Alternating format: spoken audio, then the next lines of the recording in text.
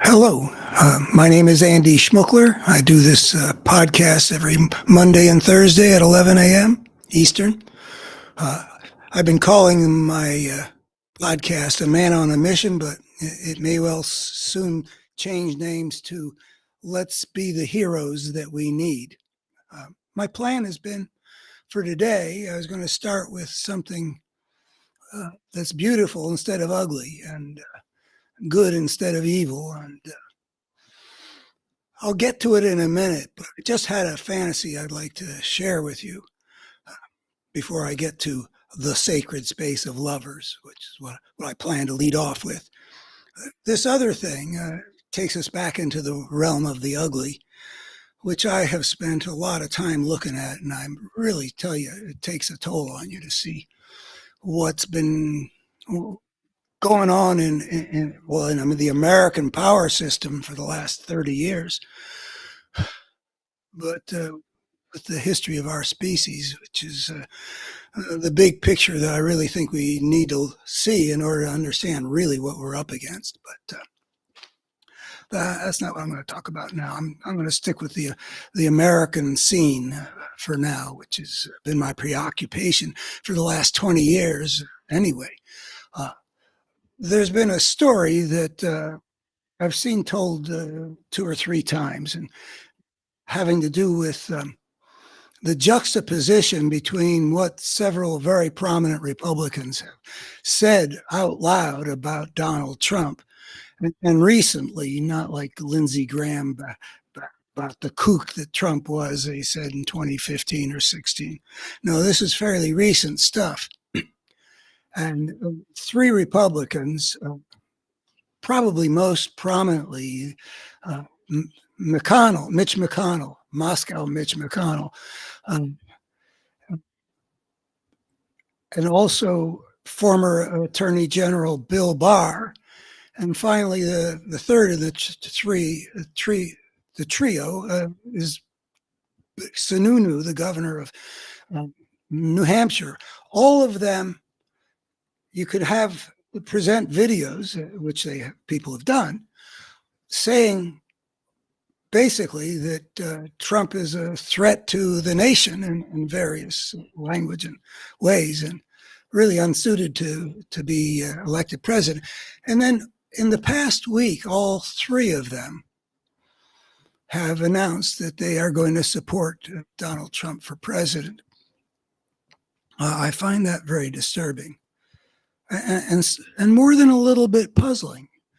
Particularly in the case of Mitch McConnell, who obviously doesn't have to be computing what the effect this will have on his political future. He's on his way out. Bill Barr, I don't remember exactly what his age is, but he must be in his early 70s now. He's not going to get any in a Trump world. He's got no personal selfish stake. And I'll leave Sununu off the picture because he's not at least not yet, a national figure.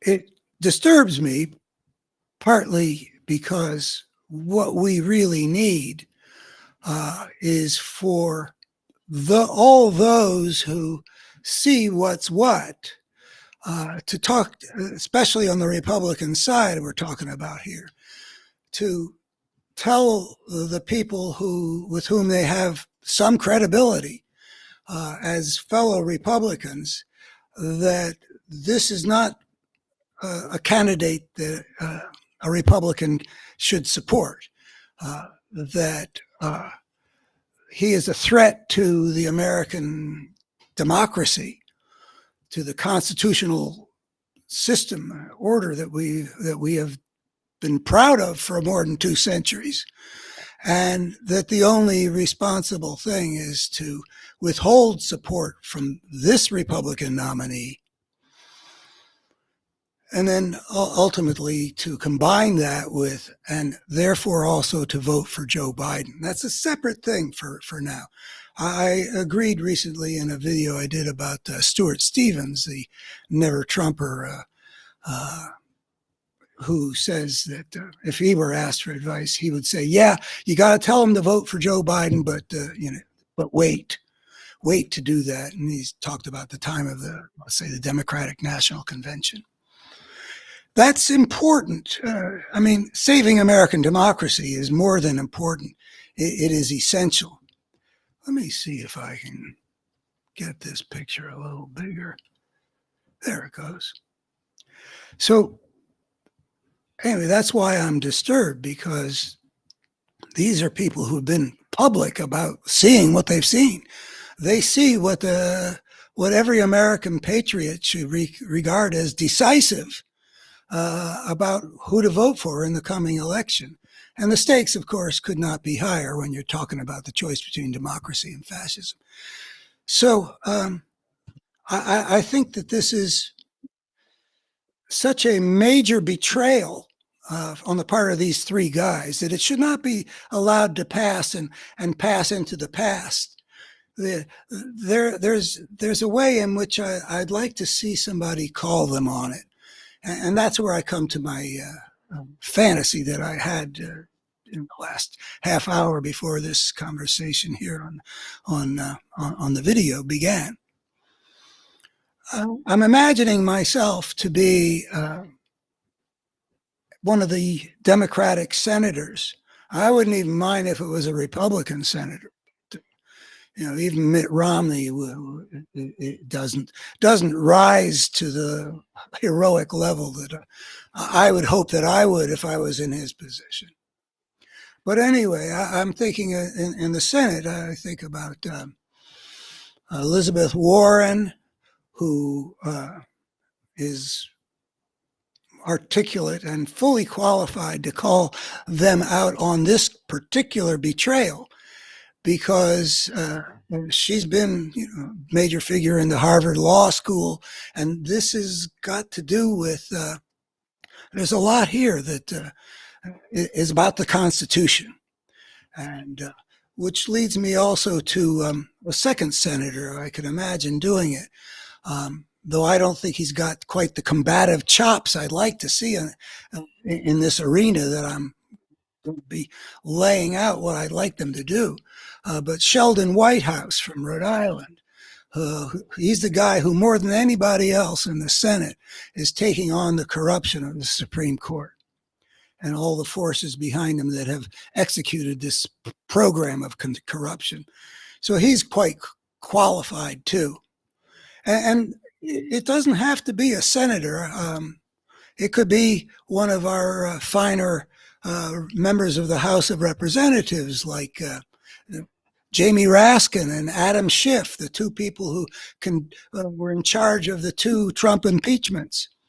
And Jamie Raskin is a constitutional scholar, and he is already a major voice in defense of the Constitution against this lawless, fascistic force that's arising, that these guys are saying they're going to stick with. So if I were one of these people, I would issue a challenge to one or both or either, probably better to pick one, and probably better to pick McConnell. But Bill Barr would be another possibility. I mean, he was Attorney General, and for a constitutional thinker like, say, Jamie Raskin to challenge a former Attorney General is sort of like mixing the two of the same, and challenging one of these guys to justify what they're doing, or to put it in more accusatory terms, to say that they are betraying the oath of office they took. Now, Mitch McConnell is still under an oath of office, and I don't know whether when, say, Bill Barr took an oath of office, which he betrayed pretty utterly, pretty much right away when he became Attorney General, but that's another story. I don't know whether Bill Barr is still bound by the oath he took. The wording of these oaths to protect and defend the Constitution of the United States against, in some cases against enemies, foreign and domestic. Uh, I don't know if that is perennial. Once you've taken it, you are still always obliged. I just don't know. Certainly, while you're in office, you do. So that might be a reason to, if you wanted to make use of this oath thing. And I think that the oath thing should get a lot more airtime than it does. It might make more sense to go after Mitch McConnell. Because for sure he's a member of the United States Senate and he's still bound by the oath. And I would utilize all this to indicate various things. I'm not sure. I mean, I'll get to how I might word the challenge, but first of all, that Donald Trump is a threat to the constitutional order. That can readily be established, and it's an issue which has to be put front and center in as many ways as possible. So this could just be one of them. I mean, Biden is already talking about a threat to American democracy and stuff like that, and that's all well and good. But we need to get it out there. Getting through to the American public when you see some of these polls about what they don't know, how many people believe that the election was stolen? I mean, how do you get through something like that? But there are other things. Some of those people may be in some kind of a right-wing trance. They can't see what's in front of their eyes, but there are a lot of people who believe a lot of other things that are false, and so it really does seem as though it's important to hammer the most fundamental truth about this upcoming presidential election, which is this is about saving American democracy from being overthrown by a force of fascism.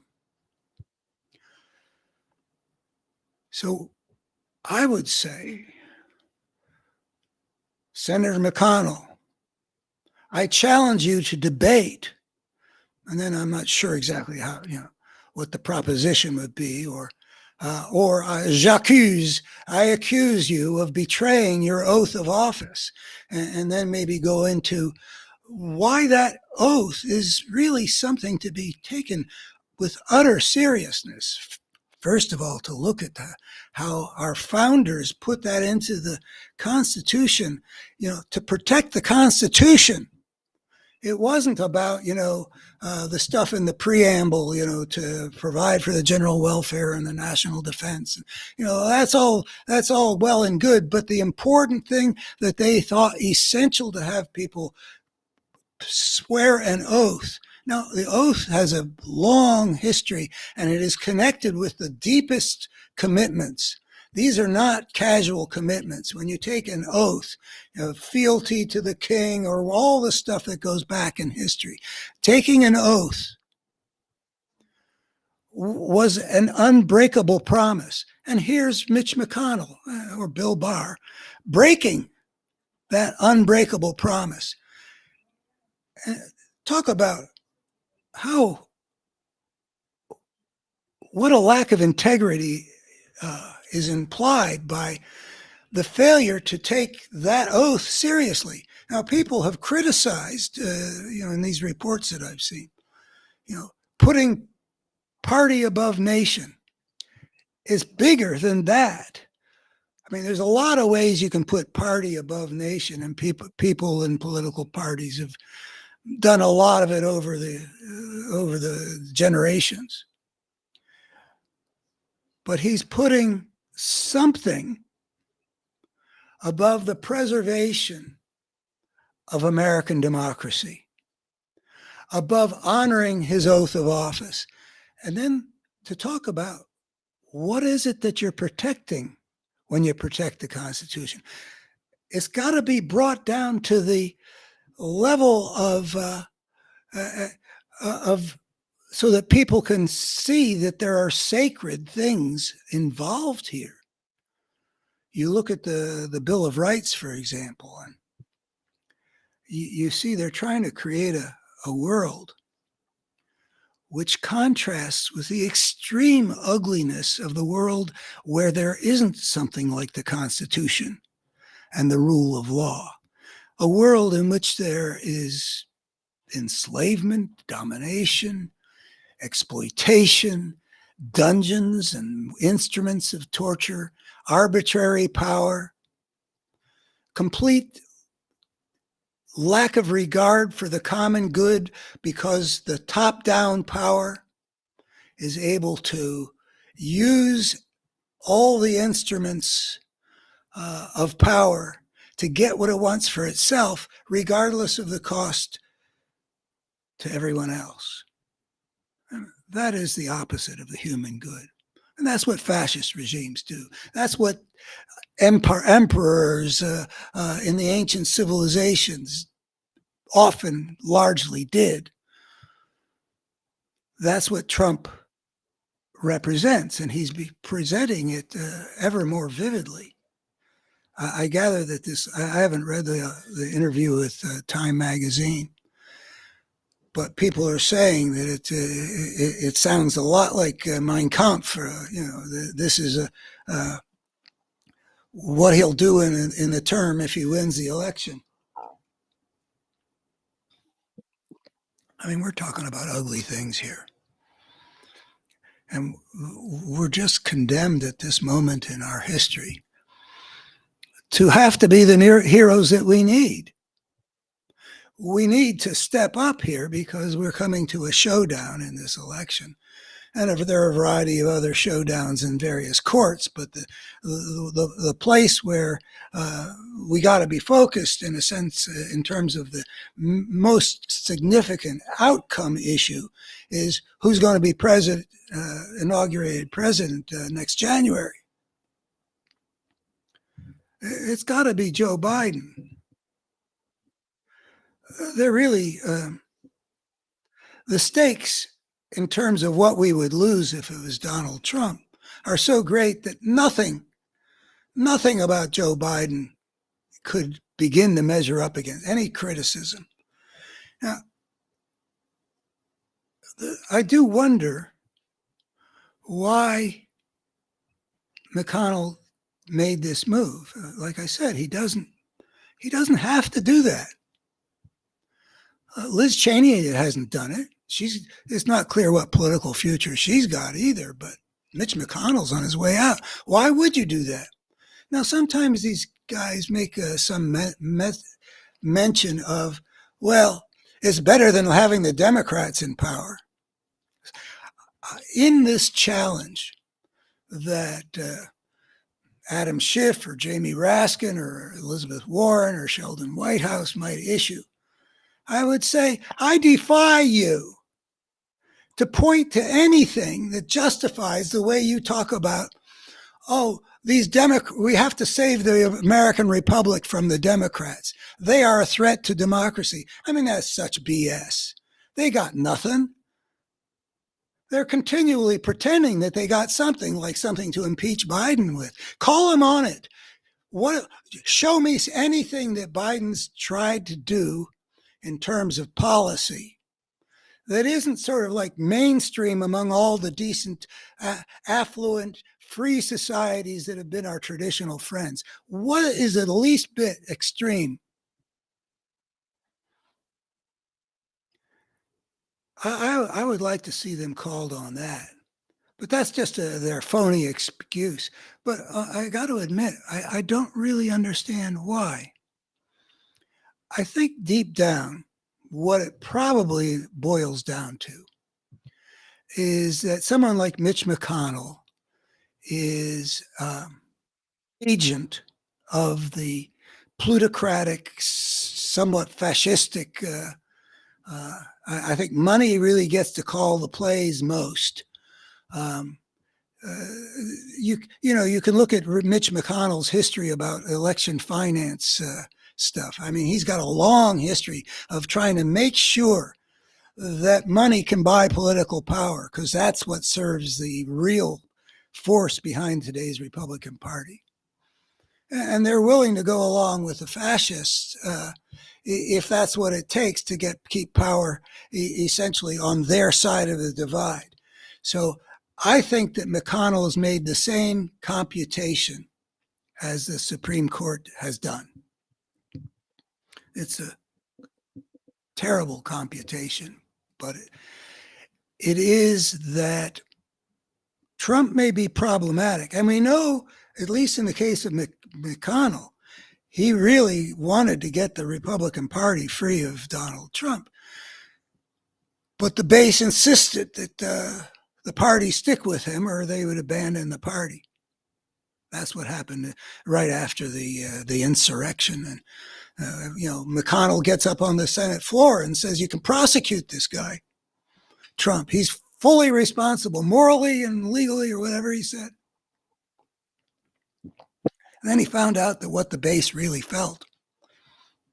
I really do think we also need to be giving more attention to the fact that the Republican base is right now the major reservoir that feeds the ugly power.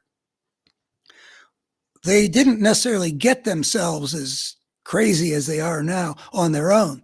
There was a couple decades of a propagandistic program that was extremely brilliant and extremely effective that made them crazy. But once they became crazy, and by 2015, at least 40% of them could look at a guy like Donald Trump and say, yeah, that's the kind of guy we want to have as president. Once they became crazy,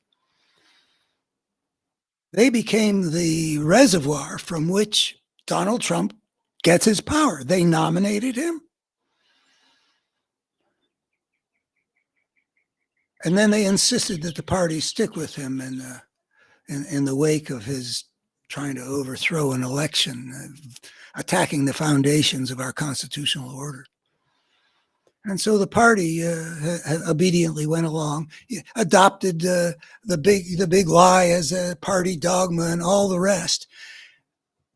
And I think the thinking is on the part of someone like McConnell and the Supreme Court, this guy may be a bit of a problem, but we probably will do better riding out this guy's crazy terms in office because, after all, he gave us the $2 trillion in 2017. So we can work with him probably. And if he's hijacked the Republican base and therefore the whole party because people are not willing to buck the party, except for people like, Liz Cheney, Adam Kinzinger. We can ride that out, and we'll do better than if the Democrats take control, and they will take advantage of this fascistic term that the Republican Party has taken because we polluted with our propaganda and created this thing that a guy like Donald Trump could take over. They will use the power that the American people will give them in rejecting fascism to reverse a lot of the progress that we've made in buying this Supreme Court, and maybe they'd even be able to pack the court and revise the tax system so that we have to pay a little bit more. Like we've gotten rid of so much of what we had to pay in the decades after the New Deal. We could lose ground if the Democrats take control. So the Supreme Court then intervenes to make sure that the American people don't get to see that Trump is guilty of the most serious crimes in American history. And Mitch McConnell says, I wanted the party to be free of this guy, but, we're stuck with him for the moment. And I'll pretend that there's something wrong with the Democrats, like they're going to change the American Republic. No, they're just going to take away some of the power of the plutocracy and roll back some of the fascistic things that the party has accomplished. And somebody like Mitch McConnell, when he's taken the oath of office, I don't think he's ever really cared about the constitutional order that he's taking the vow to protect and defend. If you look at look at the way he stole a Supreme Court seat. Now, I fault Obama for not making a huge fight over that, and there are ways of doing that, taking it to the Supreme Court. But it was unjustified. Advising consent doesn't mean just stealing the president's constitutional power to name the next person, to nominate, to name the next person, one way or another, with the Senate giving hearings and having a vote. And no, if you look at the way he did, has stymied public financing of elections, which is essential if you want to have people's will expressed. And one person, one vote, not $1, one vote. He didn't want one person, one vote. He wanted the plutocracy to rule. And he did it. People also say he destroyed the Senate in the ways that he used the filibuster for one thing, and a whole raft of things. He made, when Obama, had the power to actually act as president for a while. He made the Senate the place where everything that Obama did, that the House passed, would go to die. He doesn't care about democracy. He can be hoisted by his record, and he can be pressed on, why are you supporting the guy who's attacking the Constitution? And then show all the ways in which he's attacking the Constitution in that Time interview. And when he talks about, it echoes so many of the things that we've heard from the Nazis. I'd like to have somebody say, I challenge you to justify what you're doing.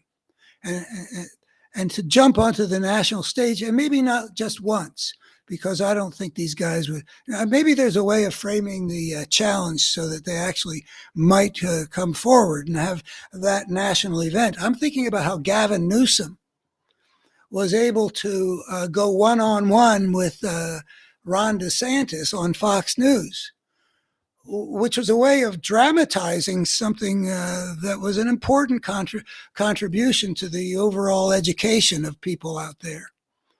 They could see that, I think that Gavin Newsom cleaned DeSantis's clock. DeSantis at that time looked like he was going to be, a more major Republican figure than he has since shrunk into being. I don't know. I think it wasn't Newsom that made him shrink so much. There may have been some contribution, but mostly it was because he was so unrelatable, such a weird dude and such a poor candidate. I think that's mostly why he shrunk. But Mitch McConnell is a major figure. He has, some people will say, he has destroyed the U.S. Senate, had a more destructive impact on the U.S. Senate than anybody in history. He's an important figure. And we know what he thinks about Donald Trump. And we know that we need to get Republicans out there talking to the American people about why they shouldn't vote for Donald Trump. And somebody like Mitch McConnell, who knows what he is, saying, I'll support the Republican ticket. I mean, he says, I am the Republican leader in the United States Senate, so of course I will support the nominee of my party. He shouldn't get off the hook for that kind of a justification. That's putting party ahead of keeping his oath of office, worse than putting party above nation. Well, that was my fantasy. I don't know. I think we got a couple weeks when it's still fresh enough in the news where it wouldn't be tardy for one of those people I mentioned, or somebody else, if there's somebody else that is up for the job and can do it well, compose the nature of the challenge, create the event in which the challenge is issued, like a slap across the face, or maybe like a challenge to a duel. Well, that is what a slap across the face is. but you can be more or less insulting about it. Insults are one of the ways you challenge somebody to a duel, but they're not the only way. I think I think it would do the nation good to have that drama made into as big a thing as possible, because all the truths that should come out will help lead to the better outcome of this major showdown coming out in November.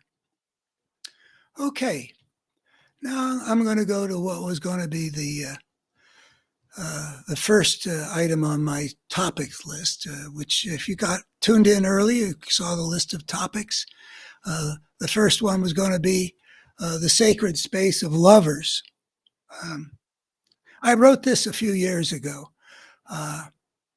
There was I was trying to make the turn from all the ugliness that I've been studying so intently for, well, in the case of the American crisis, since 2004 or maybe 1990, depending on when you want to count. But in the case of the larger human world, where our history has so much ugliness in it, and the world around us now, like Gaza and Ukraine, has so much ugliness in it,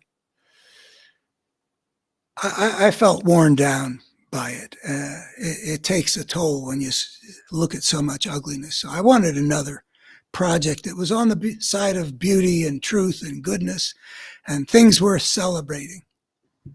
So originally I wrote this in a longer form on my website, abetterhumanstory.org.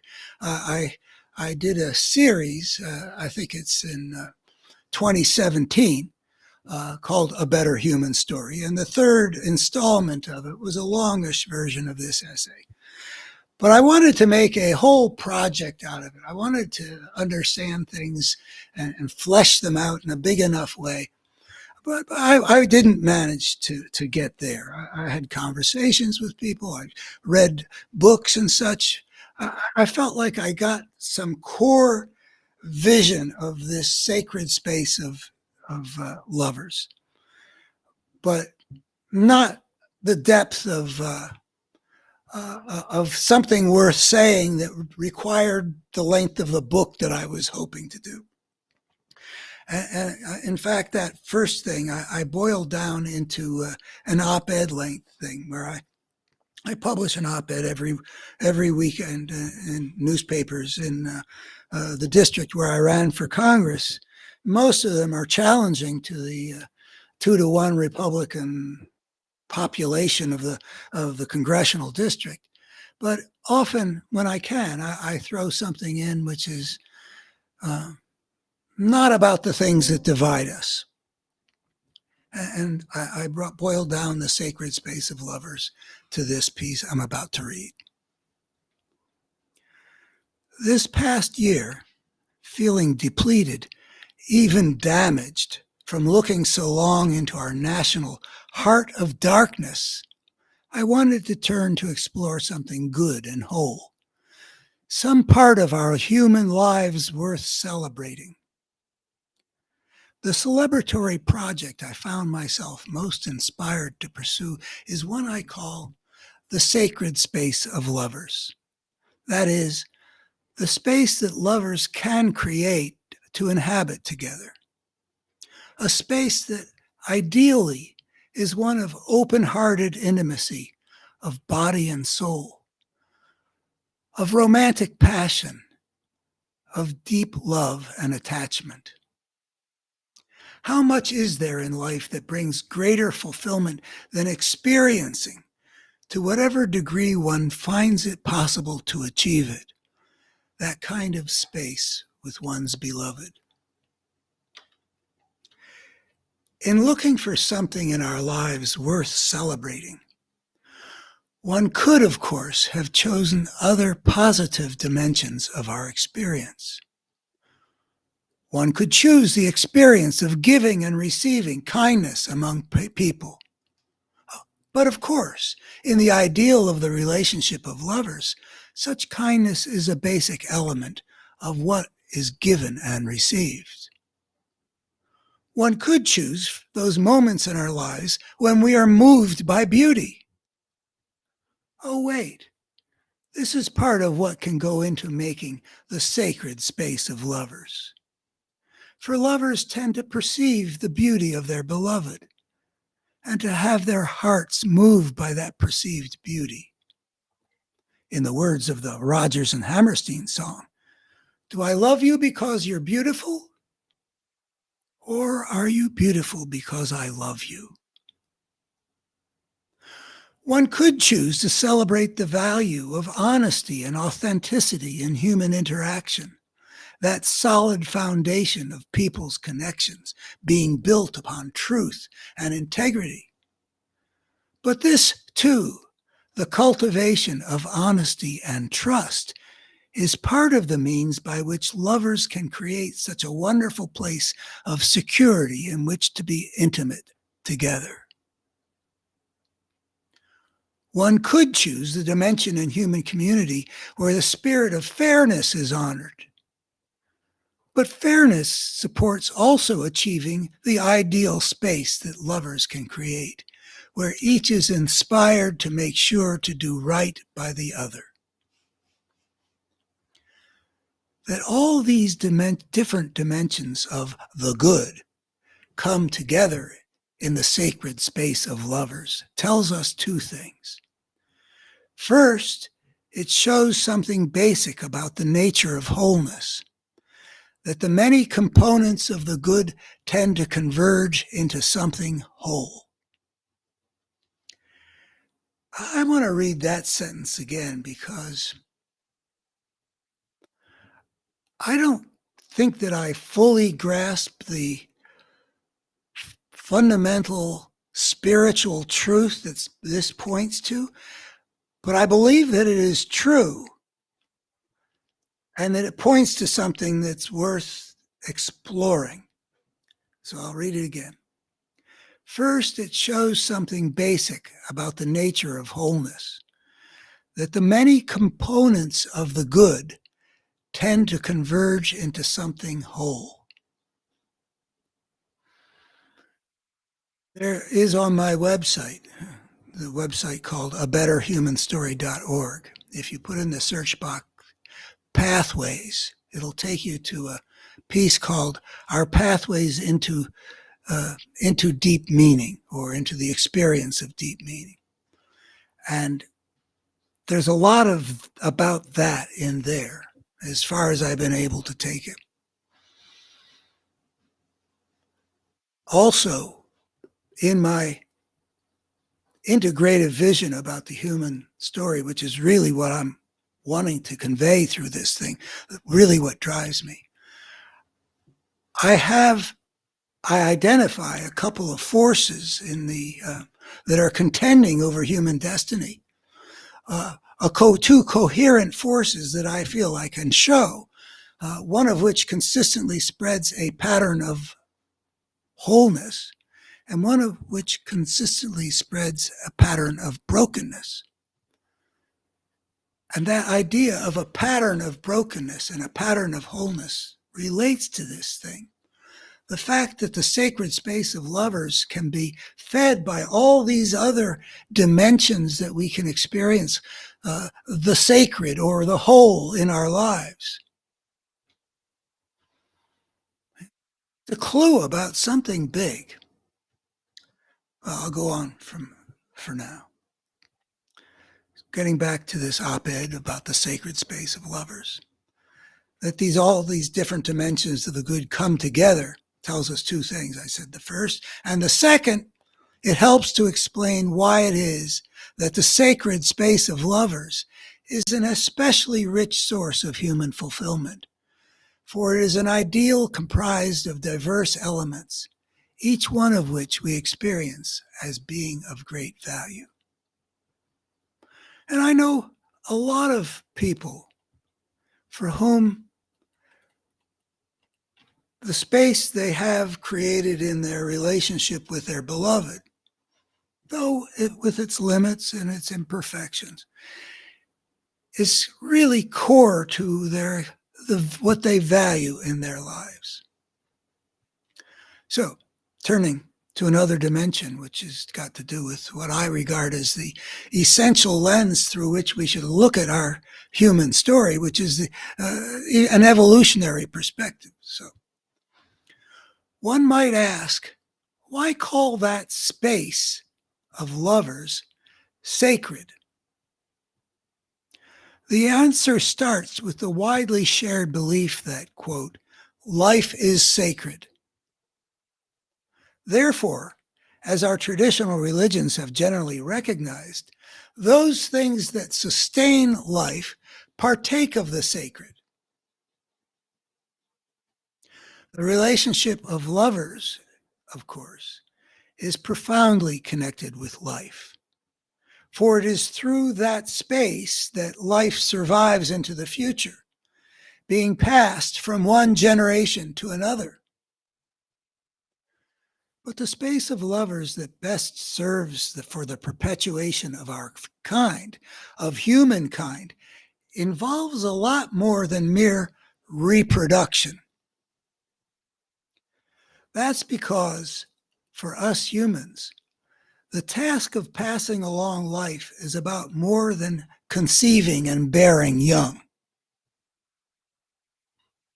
It is also about the formation of families so ordered to be able to nurture those young to grow up whole.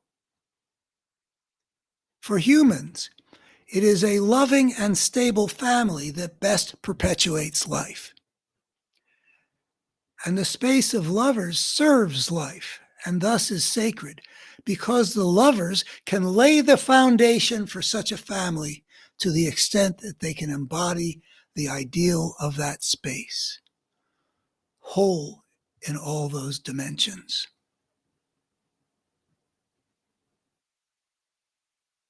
Lovers, ideally, inhabit a space that's safe for intimacy and vulnerability, which pretty well captures the inevitable circumstances into which the human infant is born. Lovers support each other in being their best selves, which is also the task of parents in raising children best able to flourish in their world. And lovers experience together the feeling that life is good. And our feeling and attachment to life makes not only for happiness, but for survival as well. The more that lovers can realize together, and this is an ideal, we all get there only so much of the time.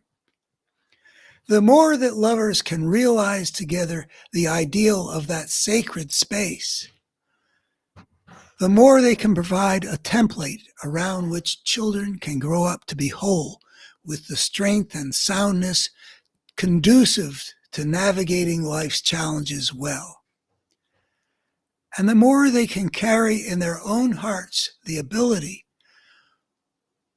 that is, the children can carry within their own hearts the ability when they are grown up to establish a lover's relationship that will provide the same for their children, the children of their own.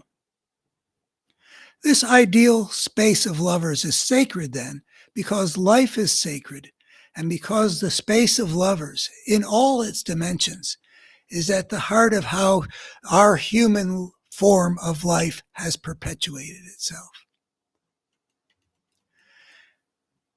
And we experience that wholeness as sacred because our nature has been crafted to find fulfillment and beauty along those paths that have best served the life of our kind. I want to repeat that line again because that also points to something which is big and I've talked about in various ways about how evolution crafts within us experiential tendencies that are there because they have proved life-serving. They wouldn't be there if it hadn't been that those ancestors that were drawn in that direction were better able to get their DNA into the future than those that did not have those experiential tendencies. And in this case, we're talking about the experiential tendency to feel deep fulfillment. The more that we can achieve the sacred space of lovers with our beloved. So I'll repeat that sentence. And we experience that wholeness as sacred because our nature has been crafted to find fulfillment and beauty along those paths that have best served the life of our kind.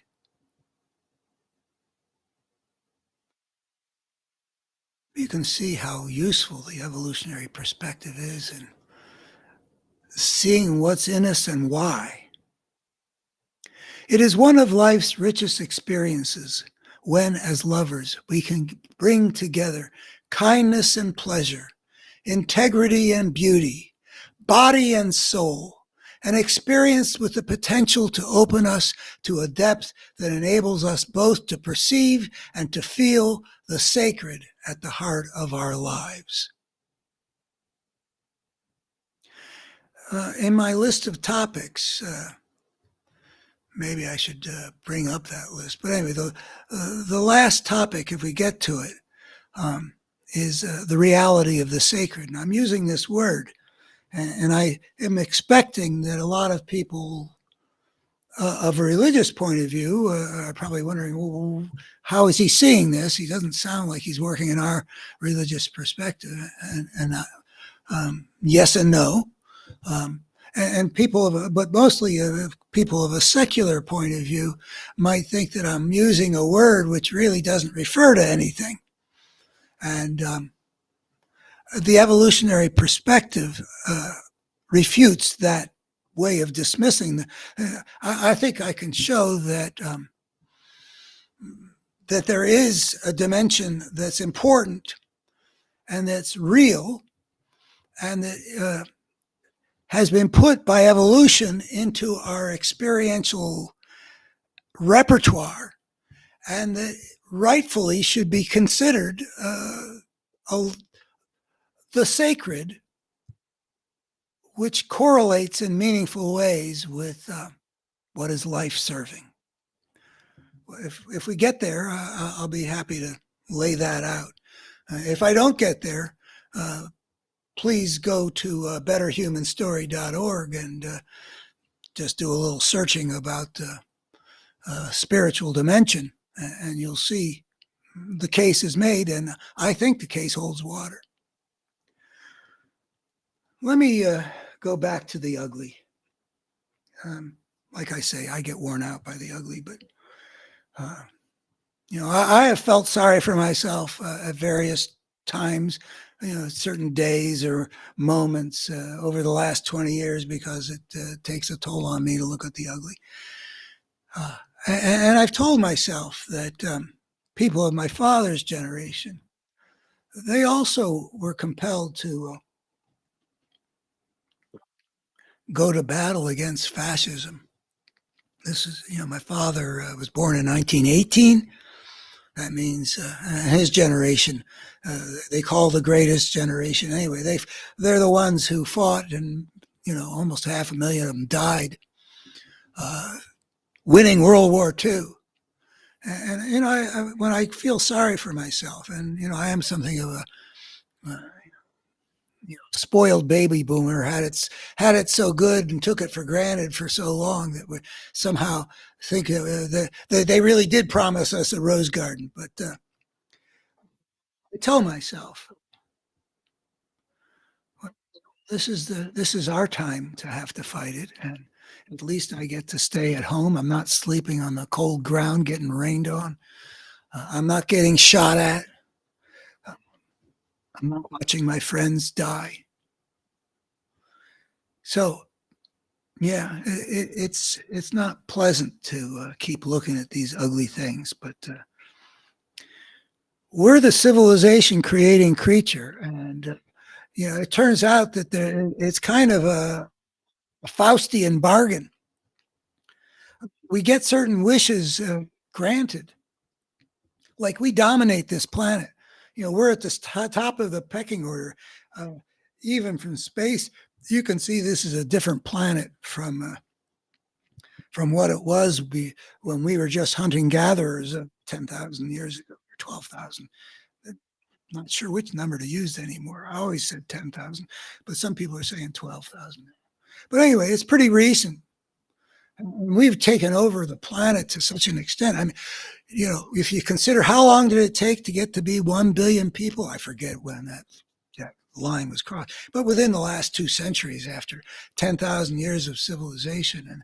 And when I was a kid, and one of my obsessions was studying population statistics.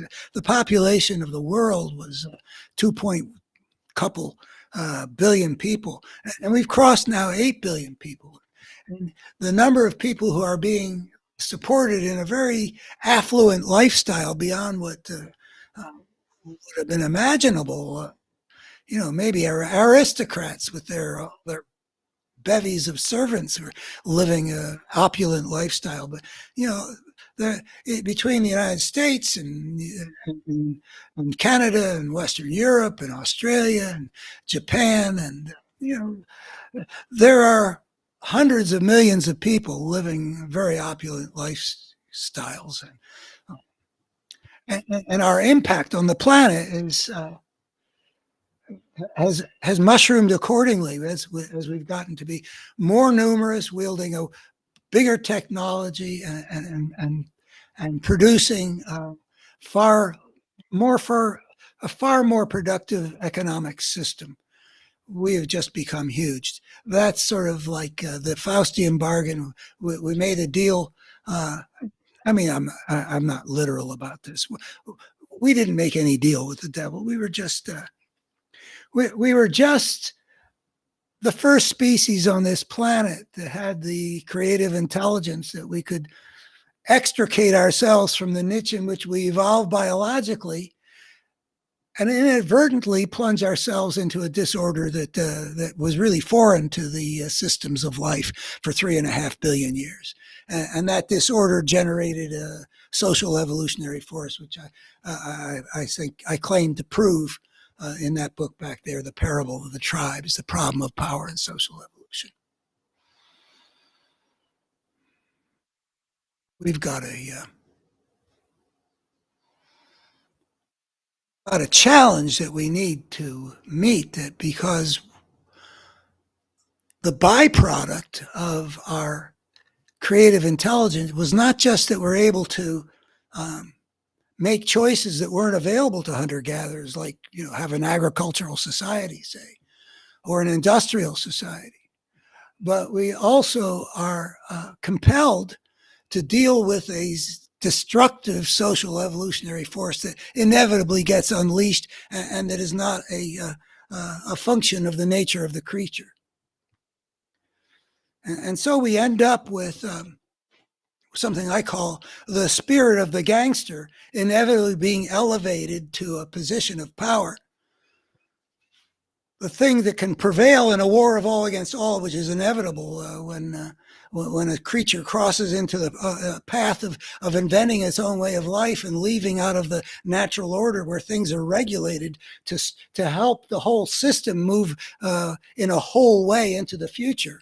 A perpetual motion machine, the biosphere has been, so long as the sun kept on giving us an energy budget to operate on, until the civilization creating creature unleashes this destructive force that is a function of the anarchic system. I've just been watching the movie Black Hawk Down, and a couple of weeks ago I saw Captain Phillips, and they both give you visions of what happened in Somalia when order broke down.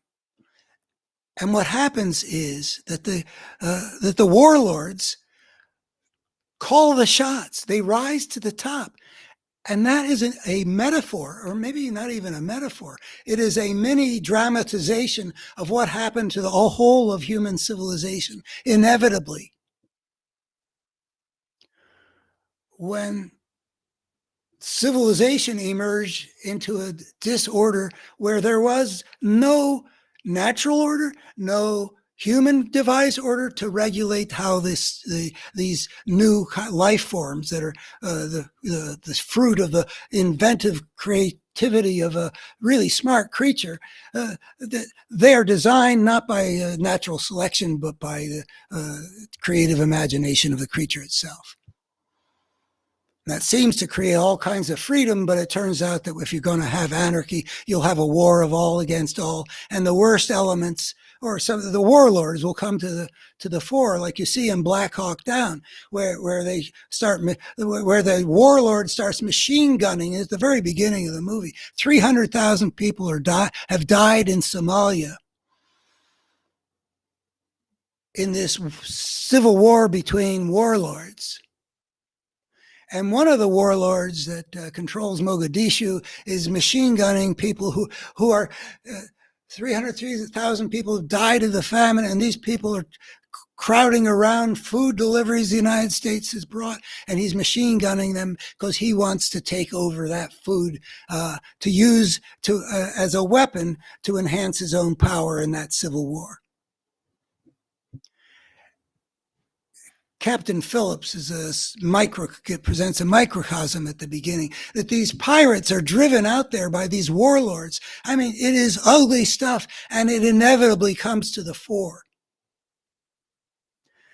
And I also claim to show what we're up against, that once that process begins, there emerges a kind of coherent force that operates through the millennia to make human history so much uglier than human nature is. One of my mantras is the ugliness we see in human history is not human nature writ large.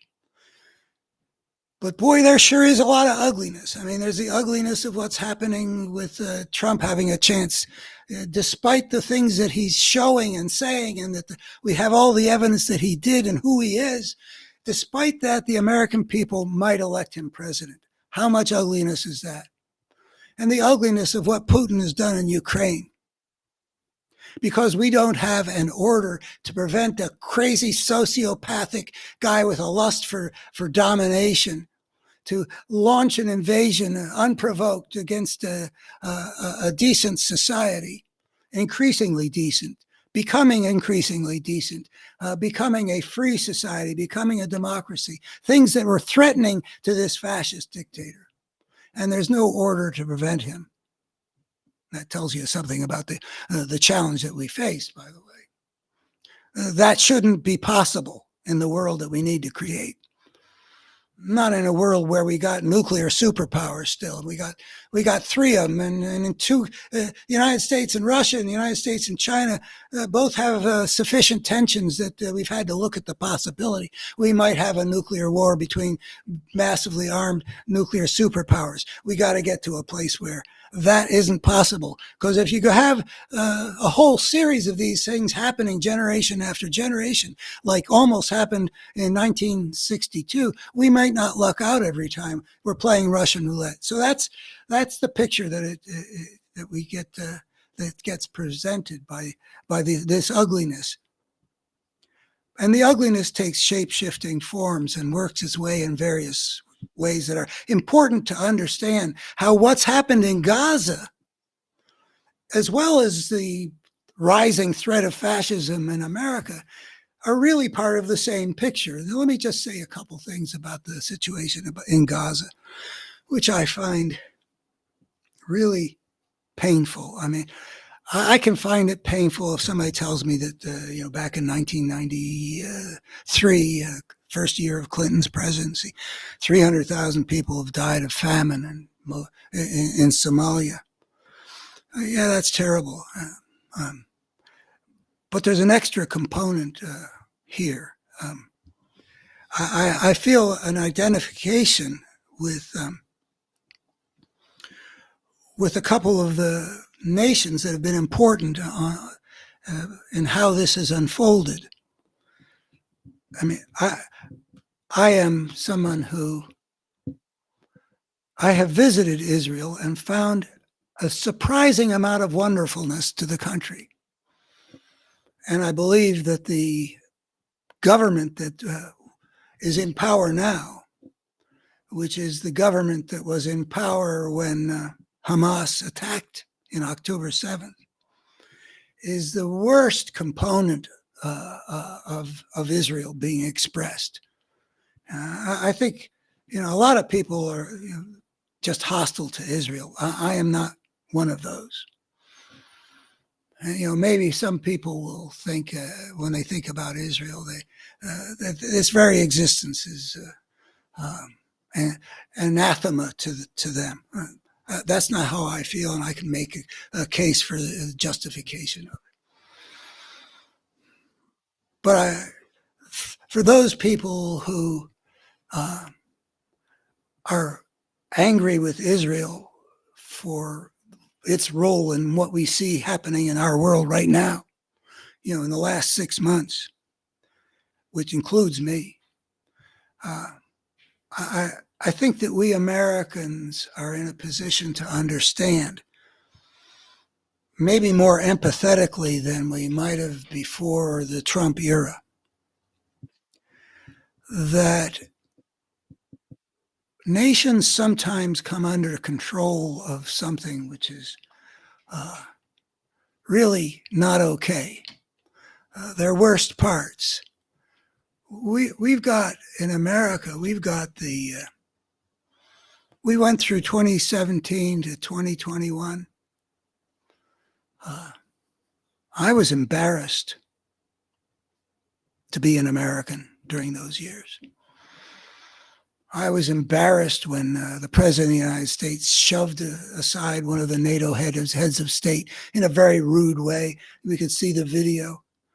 And all the ways, the ways he sidled up to this Putin, this Russian gangster that's running that kleptocracy, sided with him against the American professionals whose job it is to understand what's going on in this world and to present the President of the United States with the truth of the matter. And all 17 American intelligence agencies said that the Russians meddled in the election on his behalf, and I was embarrassed. I was embarrassed again and again and again what we did to the children at the border, stealing them away from their parents without even keeping records. So anyway, it is truly unfortunate that the Hamas attack took place with this particular government in power. I believe that they're planning, the Hamas planning for this attack preceded this Netanyahu coalition coming to power. So I don't think Hamas was counting, but I think it was just a stroke of luck, if you want to call this evil succeeding luck, that Hamas did this to this government. I want to confess to the limits of my knowledge here. I'm hypothesizing that if we'd had a different Israeli government that is conceivable, I don't know about whether the one that was in power for a little over a year that wasn't Netanyahu, the only year that wasn't Netanyahu since 2008 or 9 or whatever it is. I don't know how that government would have responded.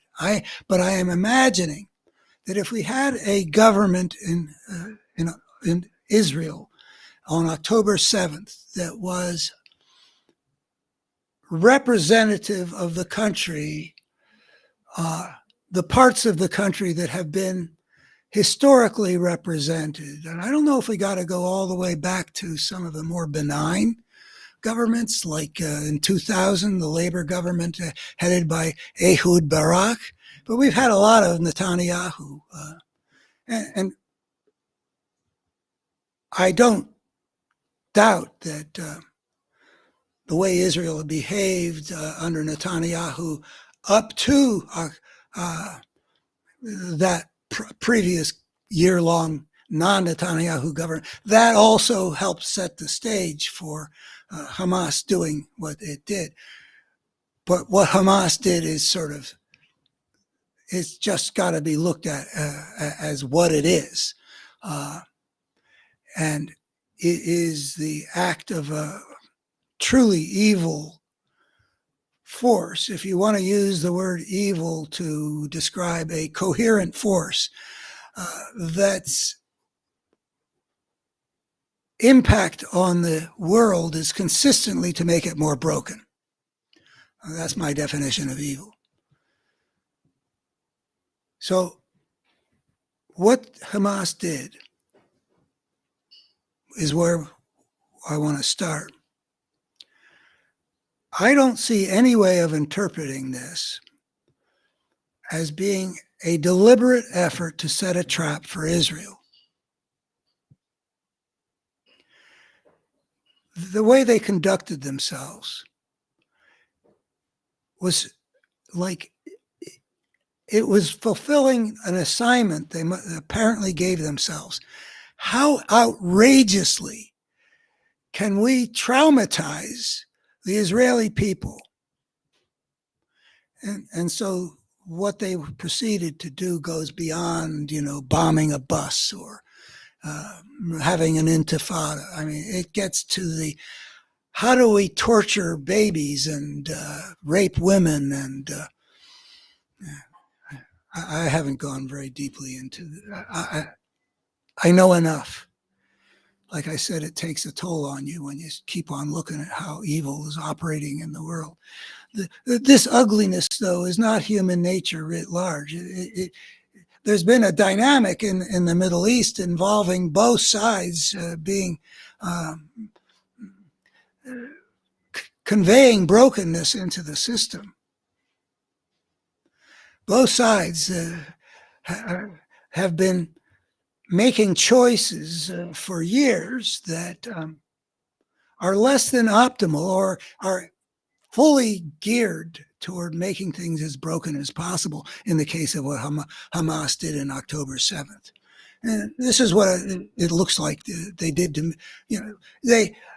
they said, we're going to do what we can to make the impulse in Israel to retaliate and get vengeance on us as powerful and irresistible as we can. And we have set up Gaza so that the only way you can hit us is to kill a lot of other people who are innocent civilians. Whatever innocent civilians actually means, but I mean,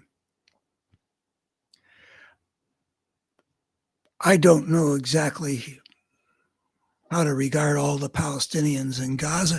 They elected Hamas after the Israelis withdrew from being an occupying force back 18 years ago or whenever it was. They rejected the Palestinian Authority. Why was that? I just don't know.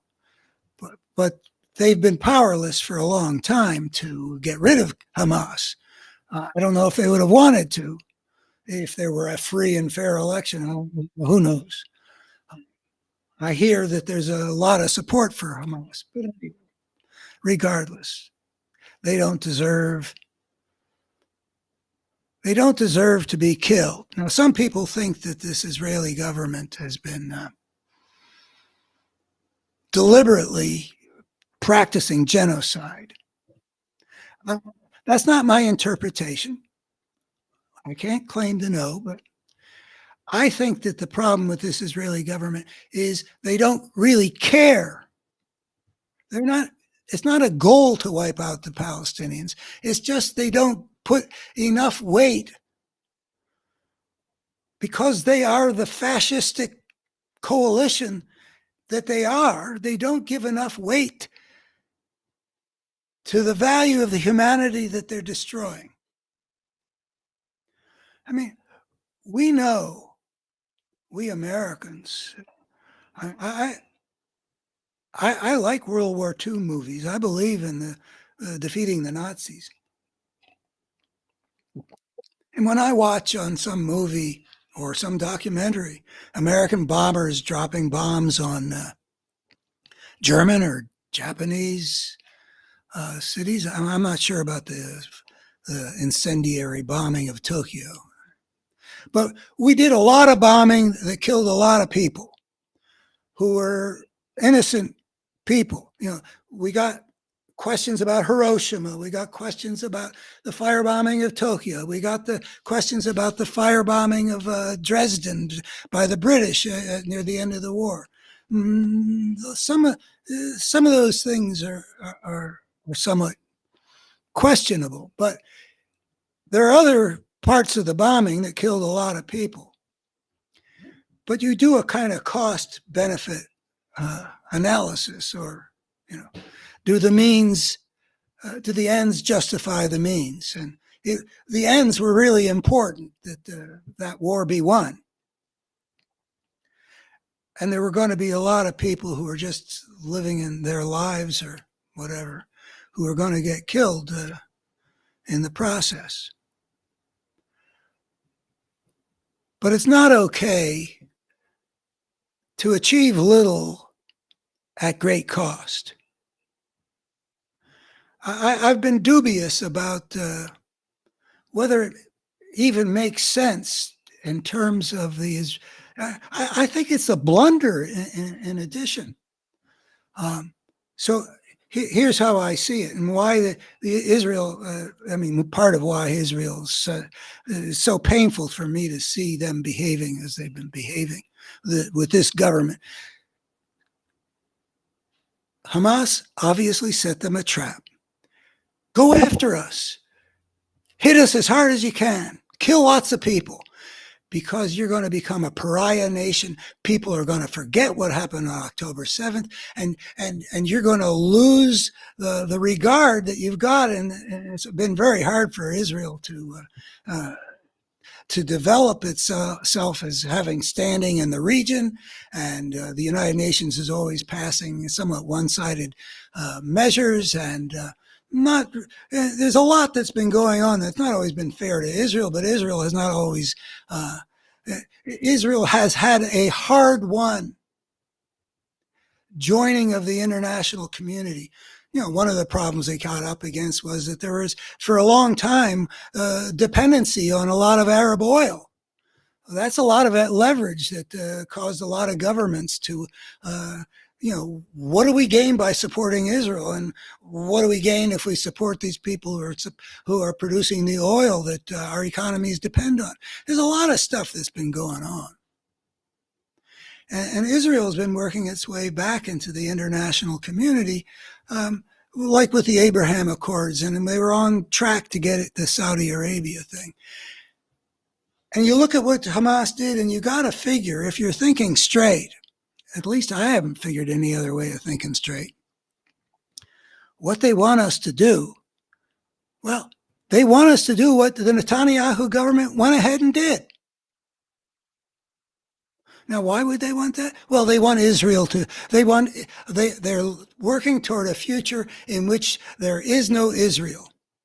There is no Jewish state. It's all Arab, Muslim. It's all Palestine from the river to the sea. Ultimate goal. And I think that what Israel did is really kind of dubious about destroying Hamas.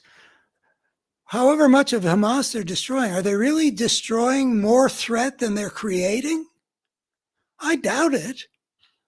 I don't think that's how it works. It's not like individual people who are among the terrorists,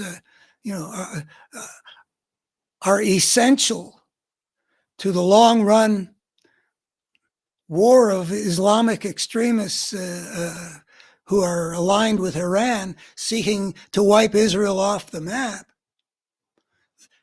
We got suicide bombers in that culture. So why wouldn't Hamas say, yeah, hit us? I mean, that's clearly the message. So what does it tell you about the mindset of this Israeli government led by Netanyahu, who's a very smart guy, sociopath and fascistic guy that he is?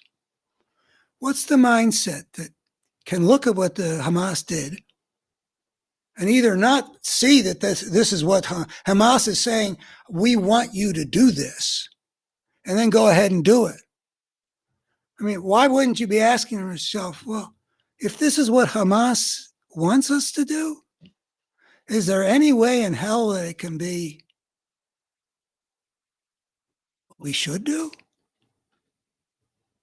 I think it's become increasingly obvious that there is something really, really wrong, really, really broken, that led to the decisions that Israel made. I'm not saying that responding to October 7th wasn't necessary in some form, and I'm not saying that what the proper response would have been is obvious. It's not obvious to me. But it is obvious to me, obvious enough that I'm happy to go public and say this Israeli government did exactly what Hamas wanted them to do.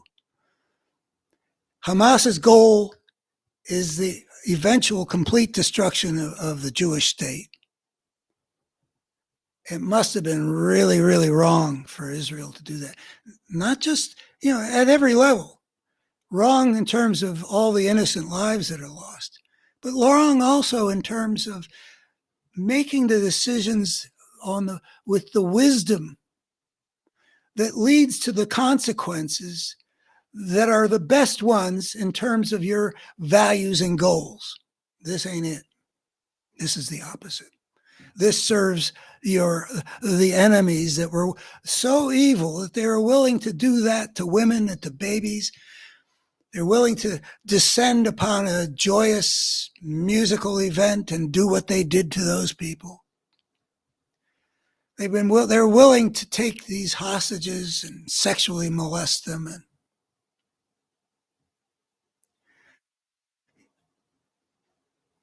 brokenness is working through what Hamas did. They're not working toward the optimal solution for the Middle East. Their way of envisioning the solution they want involves a genocide.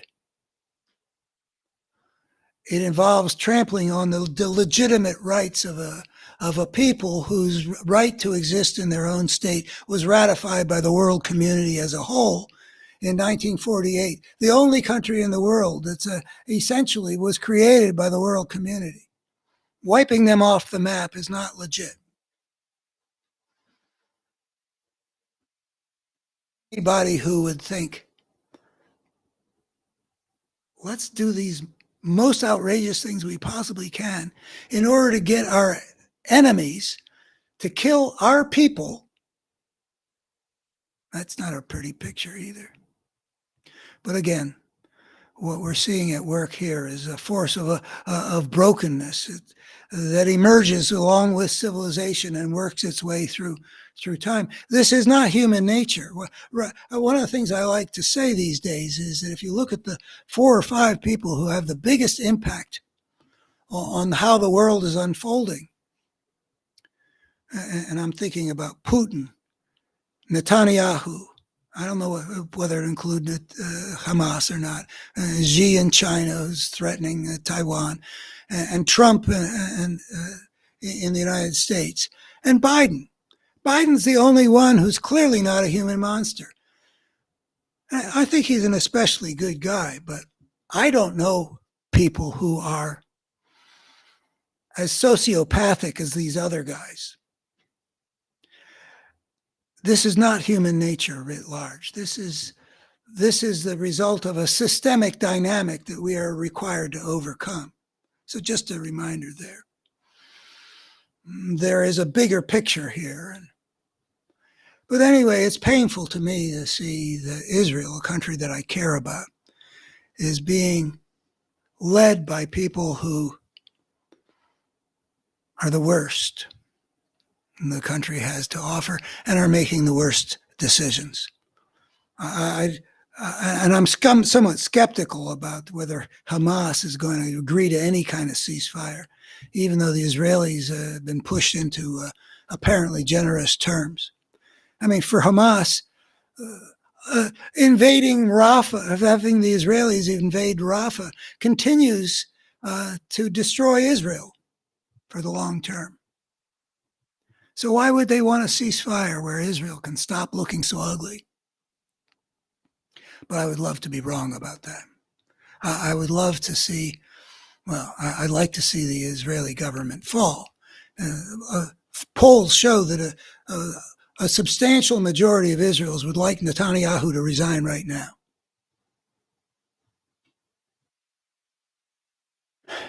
But elections aren't required anytime soon. His fascist farthest out wing threatens to bring the government down, and then there would be elections if he doesn't invade Rafah. So I don't know if you can push Netanyahu, who's been shown again and again his willingness to sacrifice the well-being of his country to serve his own selfish interests, like Trump.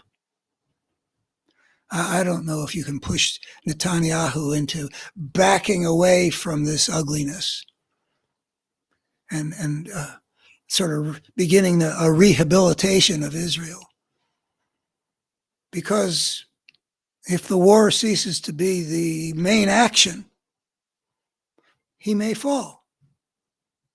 If he doesn't invade Rafah, then guys like Ben Gvir and Smotrich over there among the Nazi contingent in his coalition threatened to bring it down. There would be new elections. There's not going to be the equivalent of Democrats coming in to rescue, what's his name? Mike Johnson. No, not John. Mike. What is his name? Anyway, the Speaker of the House. The Democrats will rescue him from Marjorie Taylor Greene, but I don't think that the other people not in the coalition would rescue Netanyahu. He's too poison to people who aren't in that coalition. Israel wants an election, but how is it going to come about? So that's something painful to me that I don't see changing anytime soon. I'm not sure I see a way out. I want to be wrong about the ceasefire for starters. But the other place I feel pain, having to do with Gaza, is got to do with Joe Biden. I've been a very big fan of Joe Biden, and I hear people say on the television that they think Biden has played this Gaza thing about right. I wish I could think that. I think Biden has made the only really big blunder in his presidency. People say that the chaos of our withdrawal from Afghanistan was his fault, and maybe it was. I've asked people to explain to me, what should he have done given what he heard from all the people who he was hearing from. I just don't quite understand. I don't know that I would have done different if I had been president. I think he was right to withdraw. Was he wrong to believe that the government in Afghanistan and the military of Afghanistan would last for the few months we needed to have a graceful exit? Some people say he should have known. I just don't know. But that's maybe a big mistake that he made. But this one, and he started off so well. He endeared himself to the Israeli people, and he started right away using the standing that he had earned with his empathy and his compassion and his expression of support. He combined it quickly with moving toward, the day after and consider carefully. But and for a while, one might hope that the Israeli government would listen to the advice and the encouragements that they were getting from the American president, who was being thanked on billboards in Tel Aviv. I mean, the people were loving it. Our president was their hero. Their prime minister was not their hero. But their prime minister was soon showing he's going to take our weapons and ignore the advice. And as soon as that became clear, I think that Biden really needed to start making American support contingent on the Israelis making decent choices. It seems that Biden knows that the Israelis are doing the wrong thing, even for the sake of Israel. So why are you going along with it? Why facilitate it? That's bad for Israel. It's bad for the Palestinians. It's bad for the United States to be tied to people who are making a blunder and a crime. Among the questions that I think about and never come up with a good enough answer, why didn't Biden separate himself more quickly? Did he think he was doing it about right?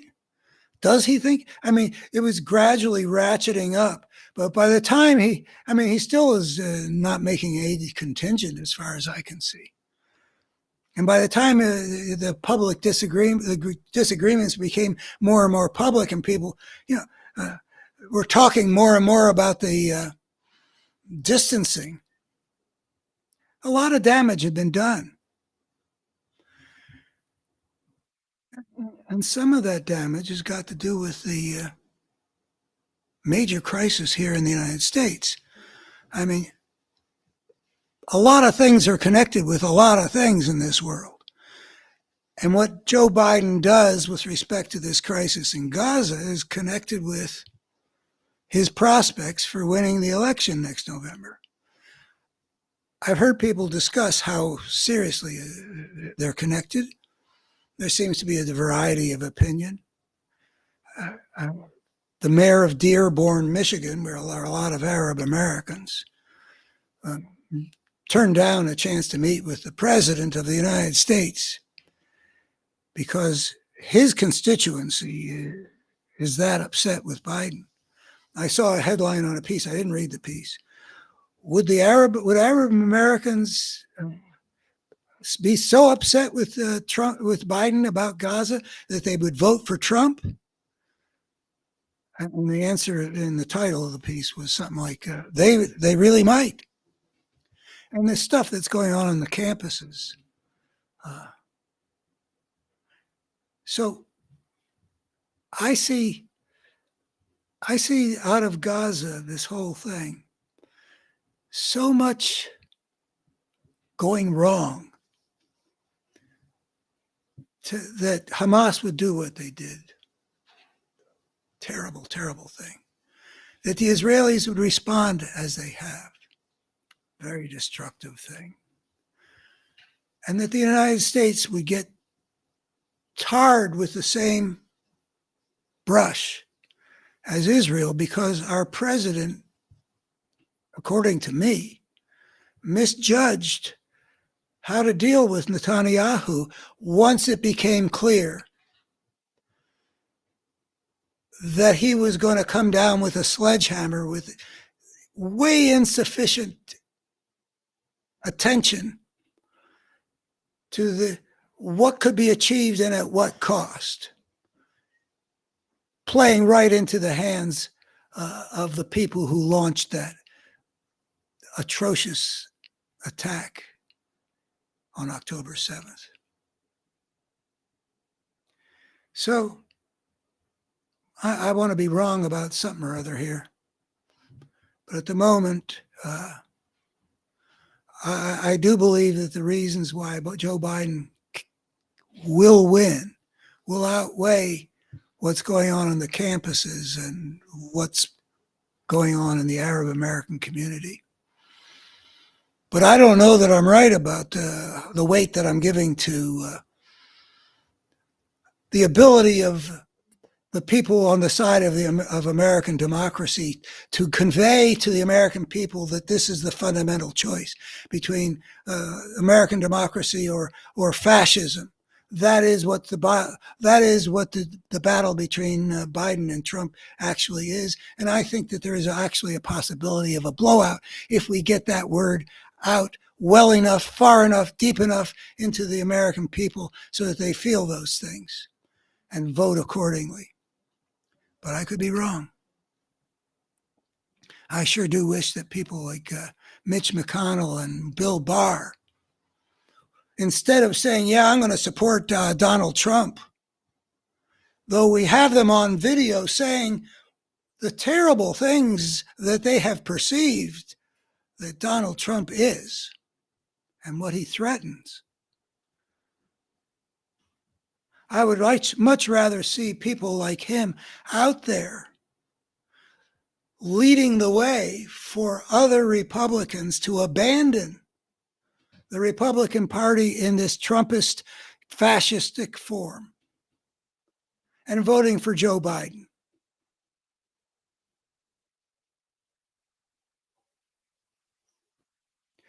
Okay.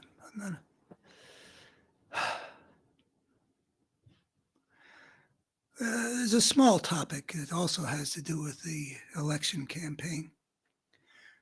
Inspired by a piece I read some weeks back on Daily Kos. I'm sorry, I can't give you the title or the author's name, but I remember some of what's in it. What was in it was to say what we should not be making the campaign about is what's wrong with Donald Trump. That's point one.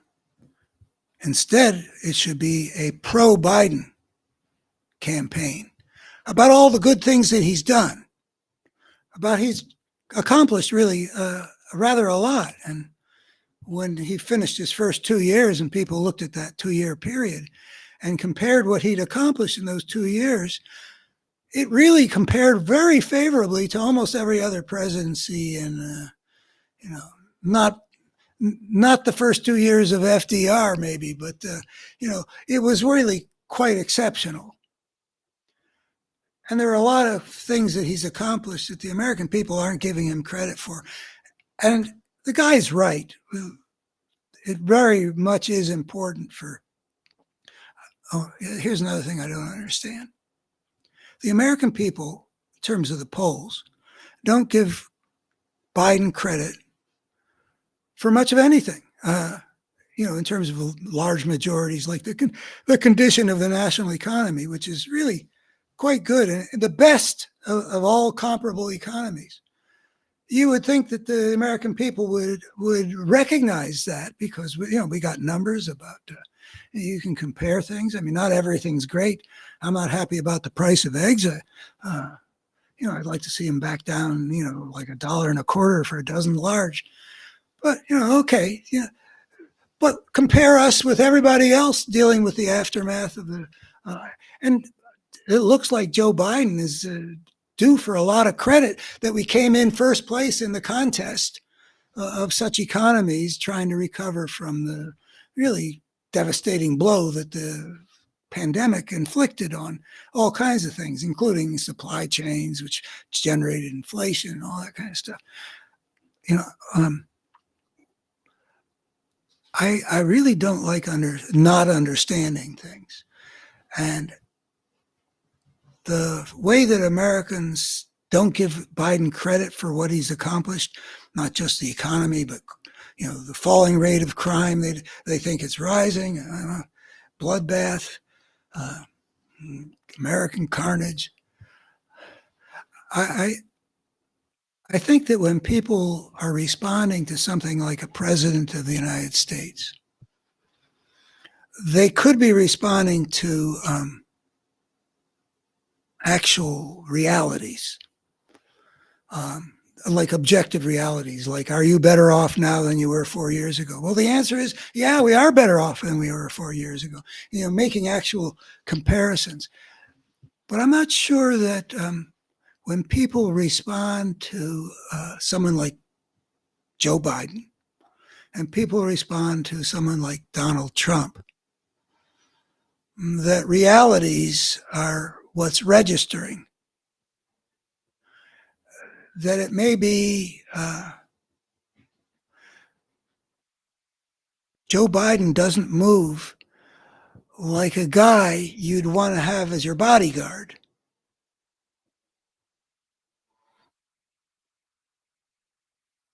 Donald Trump may be a thug. I mean, he is a thug. There's no question about his being a thug.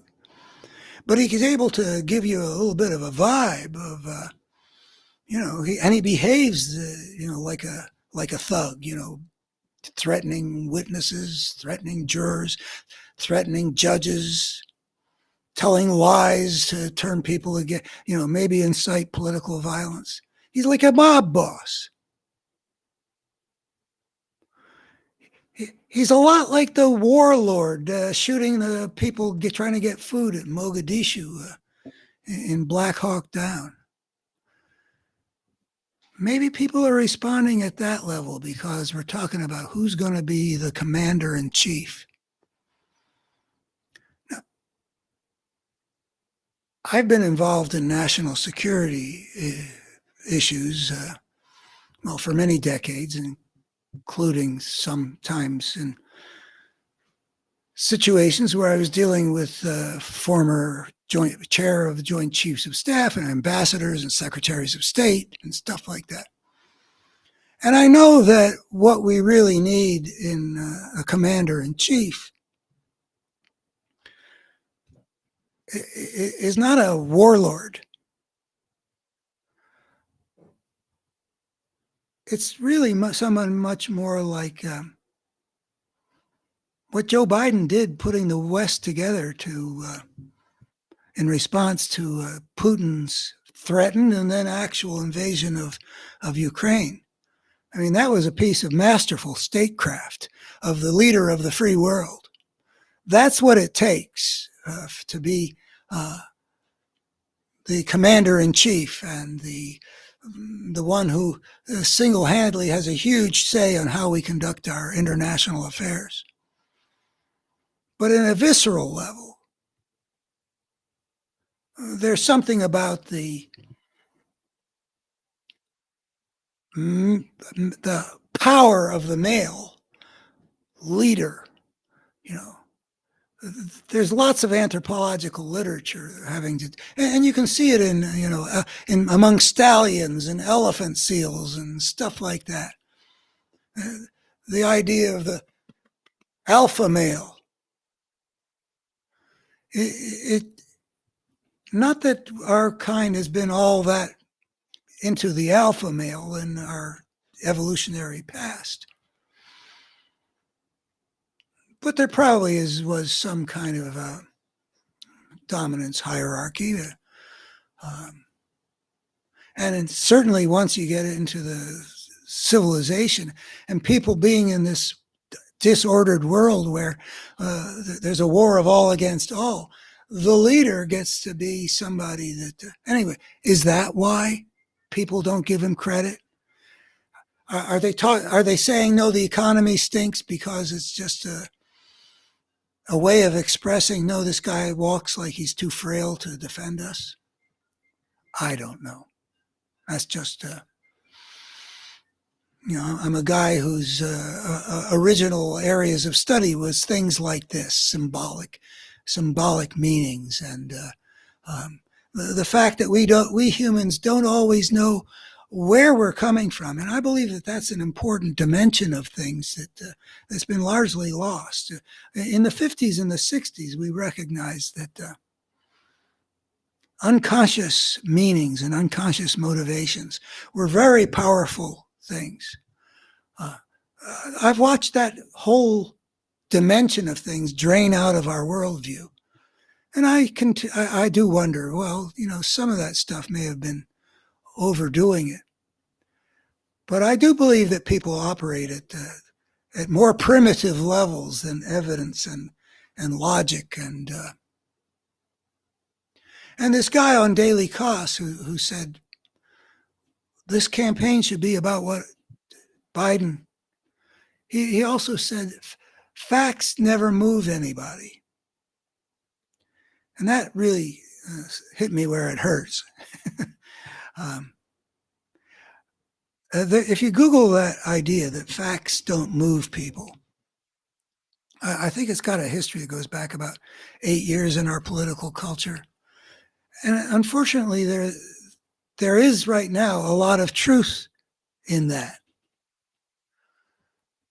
I think that acquiescing in there being a lot of truth in that is a serious mistake. Now, in a previous live stream, I played a video of mine um, when I ran for Congress in 2012 at the big Labor Day banquet. I said, now the truth, the lie so often defeats the truth these days that truth telling needs its champion. I champions plural. I was saying that to explain why I, who's been sort of a truth seeker, was doing something I never thought I would be doing, which is running for Congress, in order to deliver some truth. And I'm not going to claim that I, cracked the right wing nut all that well. I mean, by that time, they already weren't listening to anything that came from outside their, right wing bubble.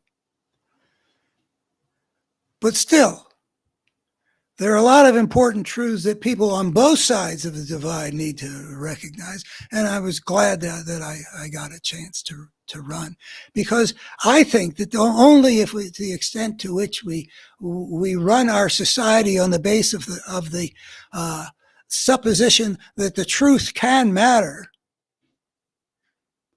only then are we really defending American democracy.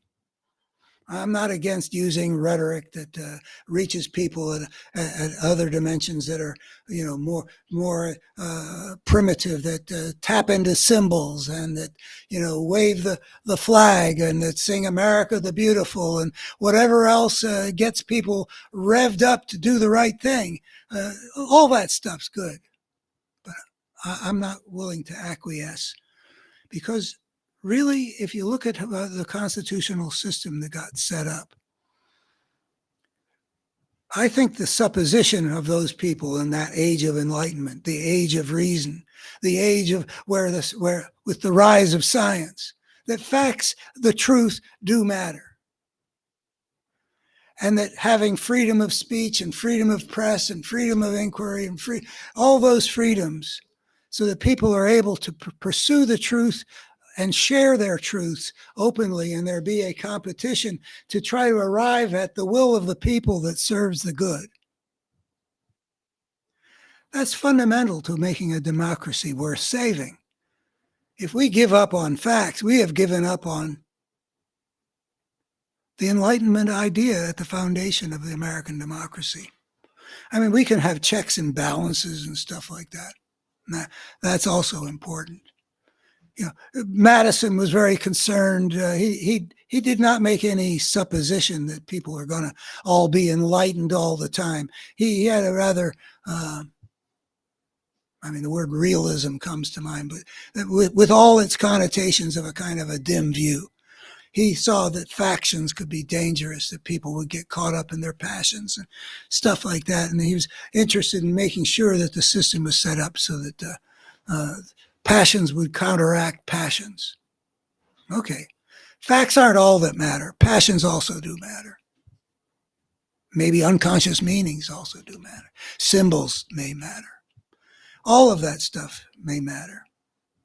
But when it comes to the question, how much should the campaign be pro-Biden and how much anti-Trump? Well, I think it really is good to sort of bolster the campaign with an effective way of telling the American people what Biden has achieved. The infrastructure package, the price of letting Medicare start to negotiate prescription prices, getting the price of insulin further down.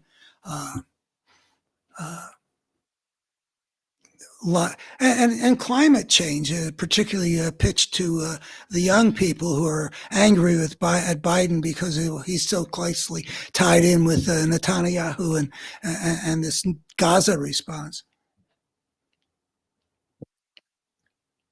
Yeah, all that should be used to bolster the campaign. But the truth of the matter should matter.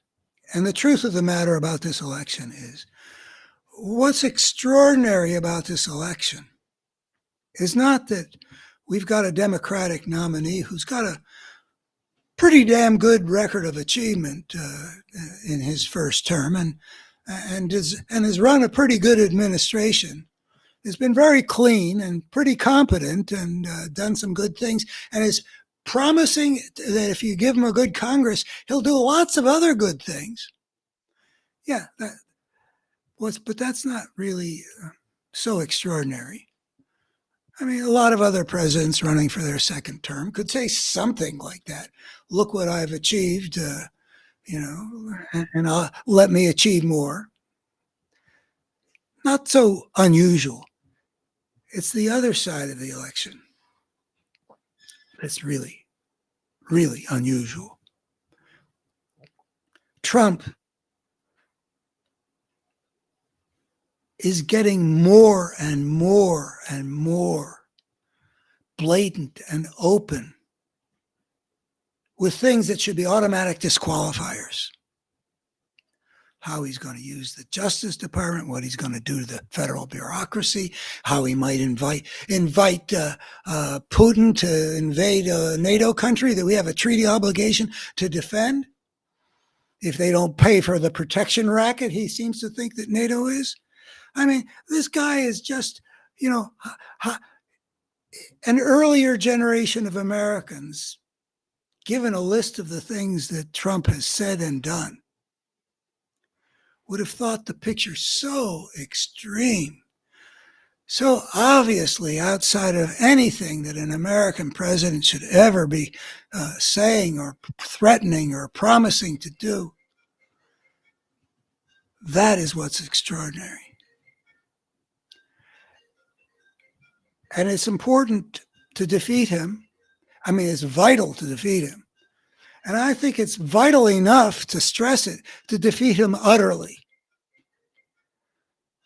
Because what he is a symptom as well as an agent in this fascistic force. I mean, if things had been, if the Republican base of that nominated Gerald Ford in 1976 or Ronald Reagan in 1980 had a choice to nominate somebody who like this, no way. I don't believe that for a moment, that those people would have nominated this.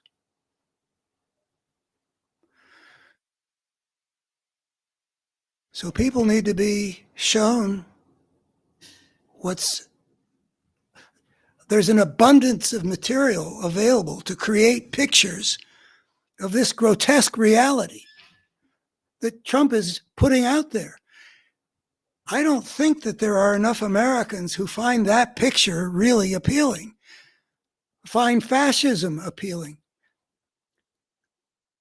And the more since that is out there, we know we have a Republican Party and we have a Supreme Court and a Senate minority leader. And we got a lot of Republican holding power that are willing to go along with this, or even eager to go along with this. And if Trump disappears from the scene, like he gets defeated, like he did in 2020, with that kind of, maybe he'll eventually disappear. But even if he does, we still got a political party that was willing to align itself with this guy. In the case of the Supreme Court, protect the criminal against the rule of law. And we still got a Republican base that insisted that he was going to be their nominee for the third straight time. They weren't interested in any of these other guys, except for, whatever it is, 20% that vote for Nikki Haley, 18% in Pennsylvania, even after she's gone as a protest vote. Oh, are those protest voters going to vote for Biden?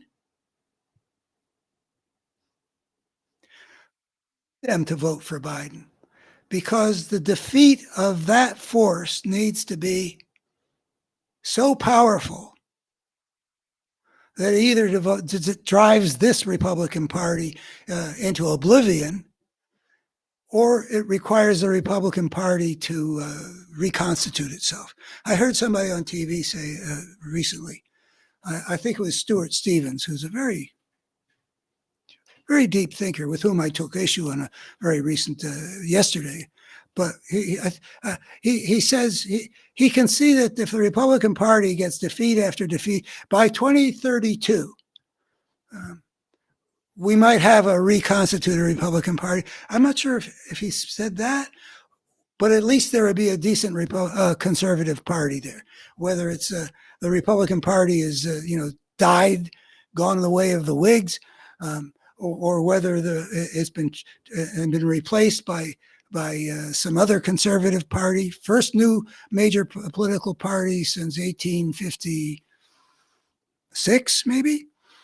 I mean, that was the Republican Party after the Whigs fell apart. But we don't change parties very often. So he says by 2032 we might be the bigger the defeats, the better. We do need a good conservative party. Getting from here to there is not going to be easy, because we got a whole tens of millions of people who have been led into a crazy place.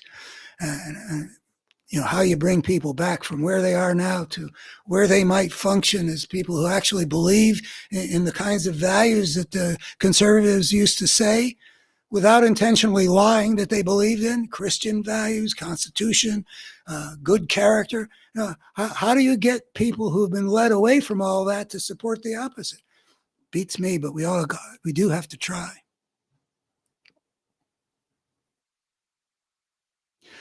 So running against Trump, we're never going to get Republicans.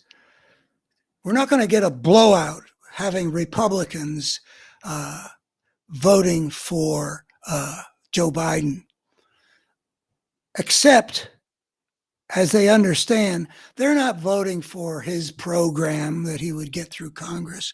No, they're voting to save American democracy. And that's how you get a blowout. If you can move those people who don't want fascism. I don't know how many people don't want fascism.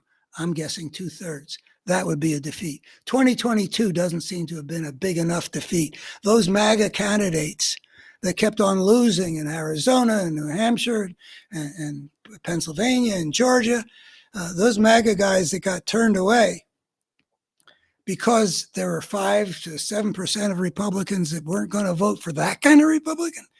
Now he's become even more MAGA. And so it depends on a campaign that brings that ugliness home to everybody who does not want that fascistic ugliness.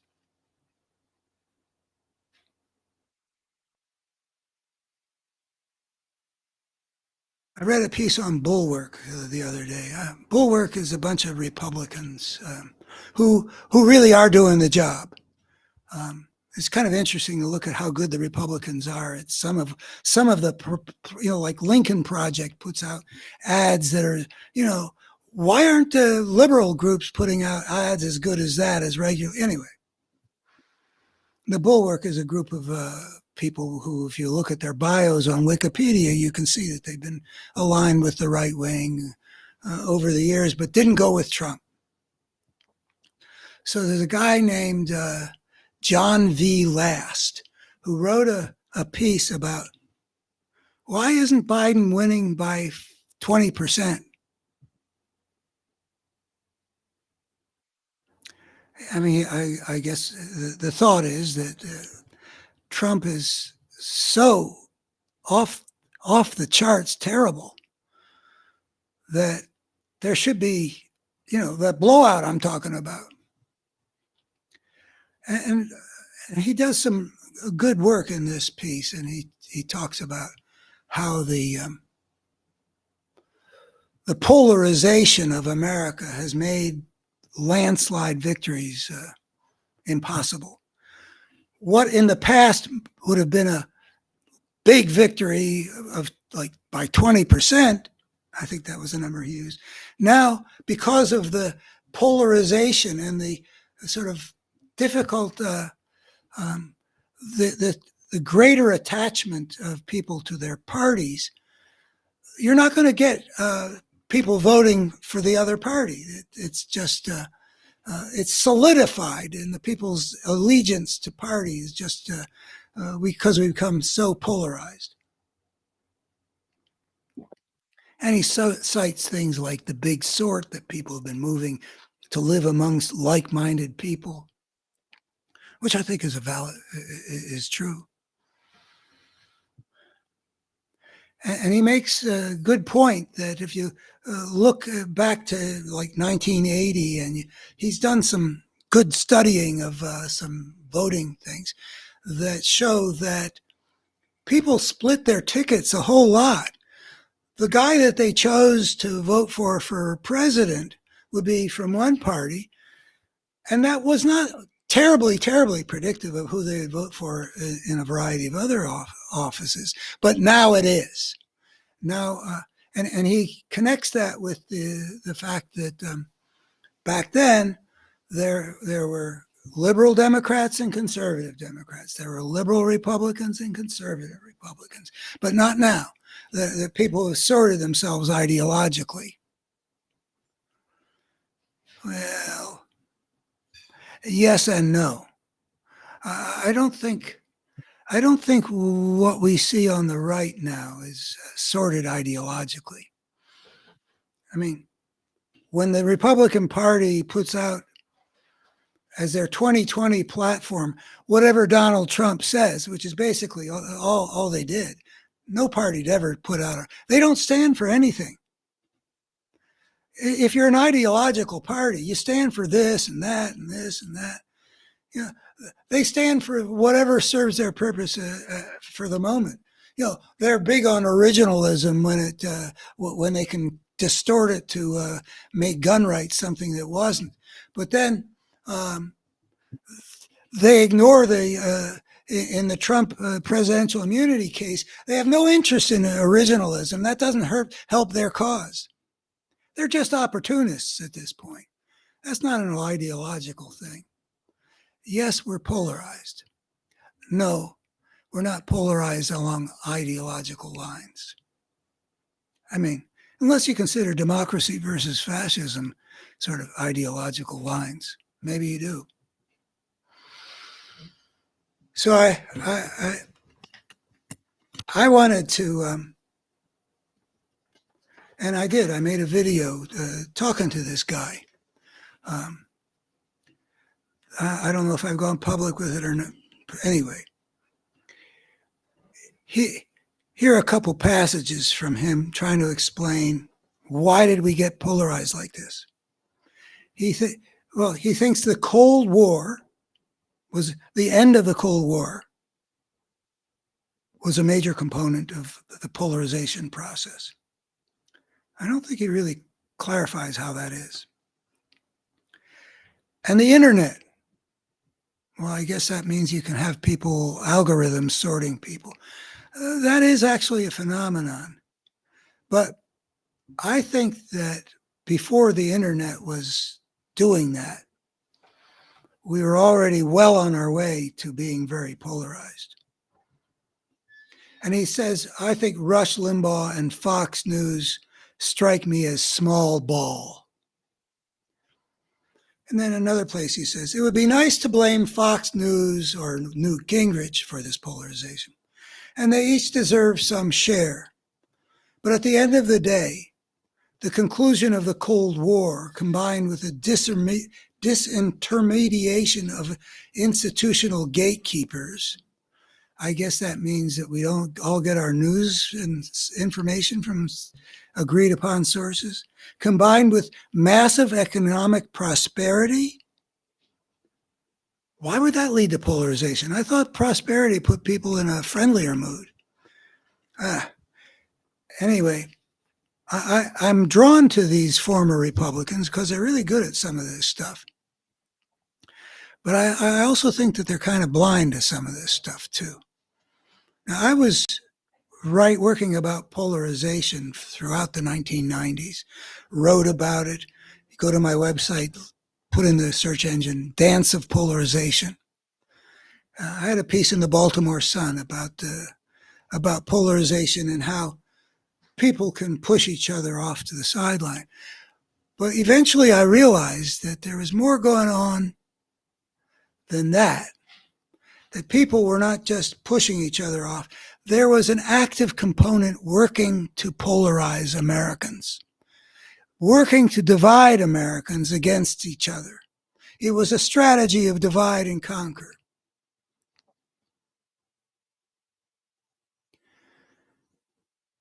The propagandists of the right, which became my preoccupation in the 1990s. I went on the radio because I didn't like the way Rush Limbaugh was poisoning people's minds. But he was huge and I was tiny, and, people's minds moved in the direction of having a demonized view of people on the other side.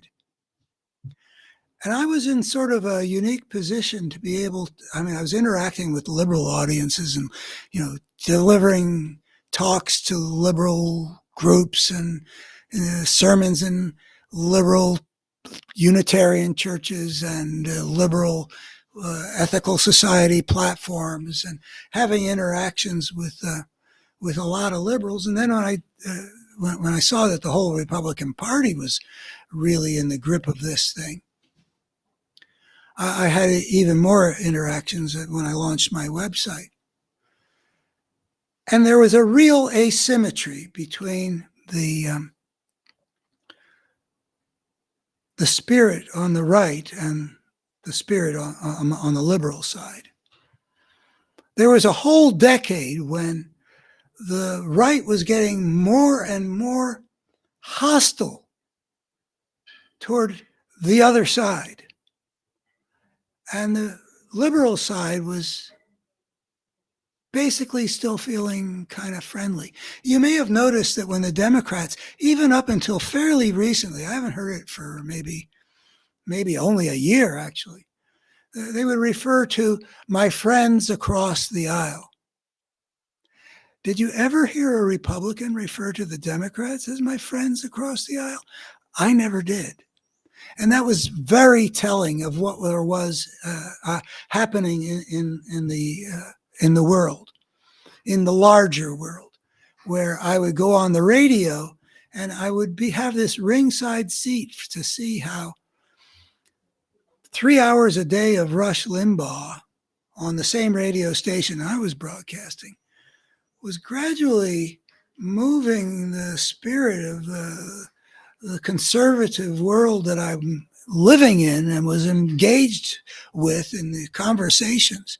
There was something moving that was ugly. And then when W became president, 2001, there was a whole new propaganda campaign being waged from the White House with Karl Rove, who already had a history of really kind of sleazy, dirty, tricksy election interference kinds of things that to use lies to turn people against other people. He's very, very good at it. I kind of wish, since I like to believe that people's gifts are, in some senses, like a manifestation of the life force giving, some God-given gifts or something like that. I'd like to think that. But it turns out that you can be a pretty evil person and be very gifted. And Karl Rove was. It became gradually, after Karl Rove had been working on the Republican base through his president and through the 2002 election and then the 2004 election. The 2002 election, Max Cleland from Georgia, the guy with only one limb left because the others were blown off in Vietnam. He's on the side of the terrorists like Osama bin Laden. And then in 2004, the real hero is George W. Bush, mission accomplished. uh, the supposed hero John Kerry was really Swiftboat John, and he got swiftboated and turned into the chump, the coward. I started finding that it was not possible to have constructive conversations with the people on the in the Shenandoah Valley of Virginia of a conservative sort. We'd had great conversations in the 1990s when they were still the Republican base that had been traditional in this area through the generations. Conservative, maybe somewhat fundamentalist, not particularly open-minded, pro-Confederate, but still with a really pronounced sense of decency and the idea that I, as a liberal, I was granted my humanity enough that we could have good, substantive, mutually respectful conversations. By the time that W won his second term, the possibility of worthwhile conversations had disappeared. So I want to say to Jonathan D. Last, the polarization didn't just happen. It was a project. And it was a project which appeared on the right. It appeared in the form of Rush Limbaugh. I might have been called in the newspaper the Not Rush Limbaugh Show, but I didn't mean to polarize people. I wanted to have a conversation based on mutual respect and a genuine sense of inquiry to build bridges to bring us together. That's what I saw as my reason for getting on the radio as far as I could get, because I could see what Rush Limbaugh was doing. The right wing created the polarization way more than anything else. Now, he mentions the end of the Cold War. I do wonder, maybe I didn't read carefully enough. But I don't think he explained what the mechanism was. But I've got something from my own personal history that I can bring in that I think sheds a bit of light on this, which is in the 1980s, after that book came out, The Parable of the Tribes, The Problem of Power and Social Evolution, which got the attention of a guy in an important position in the State Department, whose own project was to see if we could end the Cold War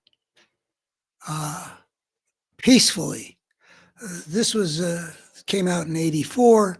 You may remember that we were in a neo-Cold War, and people all over the world were concerned that the two nuclear superpowers, the United States and the Soviet Union, might have been moving toward nuclear war. Anyway, how can you end this peacefully? And he had together a group of people that were psychologists of a certain kind, like Eric Erickson was part of that general thing, and had anthropological insights into that they could be brought to bear. And we met in on Esalen, actually, is the meeting that I most remember, to discuss certain things about how to end the Cold War peacefully.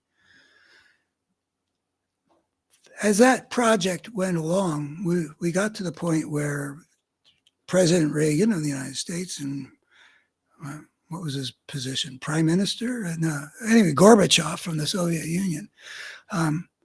We're starting to wind down the Cold War.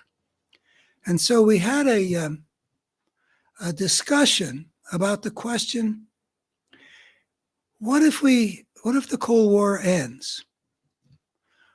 Will there be something else that gets unleashed into America from people who need an enemy? That's the concept. The need for an enemy. The idea is not that everybody needs an enemy. But some people apparently do. And we talked about, well, how much of a problem was that going to be if we get to the point where we're on the other side of a Cold War and we don't have the communist threat that had driven a lot of right wingers crazy back in the 50s. People who had theories about how rock and roll was a part of a communist plot to subvert the American youth.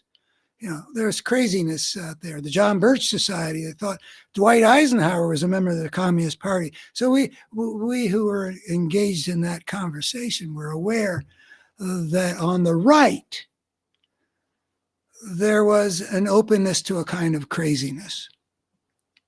And Joe McCarthy with the Red Scare and all that stuff, and the Hollywood blacklist. And I've got a list of communists in this U.S. State Department. We knew enough of that history. Some of us were old enough to have been aware of it at the time. I was peripherally aware, but Army McCarthy hearings was when I was 8 years old. Anyway, we knew that there was this paranoid dimension in American life in the name of a famous history book by Richard Hofstadter.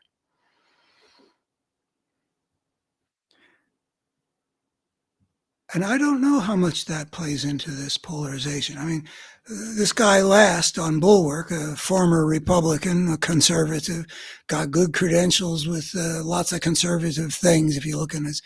But anyway, I don't know what he had in mind about the end of the Cold War. But if the end of the Cold War was a factor, what I'm driving at here is that it's got to do with the kind of brokenness that when people have that kind of brokenness, they tend to see the world in more right-wing terms. That paranoid style is a right-wing style. They were right-wingers who responded to Mein Kampf and its anti-Semitism. It was right-wingers that liked George Wallace and his racist platform. And it was if the need for an enemy was helping to drive this polarization, it was from the right. Those are the people who show again and again how much they need an enemy. I wrote a piece that I put in the newspaper I don't know, 5 years ago, asking the Republicans. And again, I live in an area where the newspapers I get published in are like 2-to-1 Republican areas. So I asked them, what are your relationships like with, and then I listed a bunch of people, from liberals and Democrats to, black people and Hispanics and LGBTQ people. In every case, what the Republican Party was doing at that point was having a relationship in which what they radiated toward that other group was hostility. So there's a kind of brokenness there that enough Republicans go with that you can maintain their allegiance by giving them lots of enemies: immigrants, Muslims, Jews, Black Lives Matter, Democrats who are destroying the American Republic.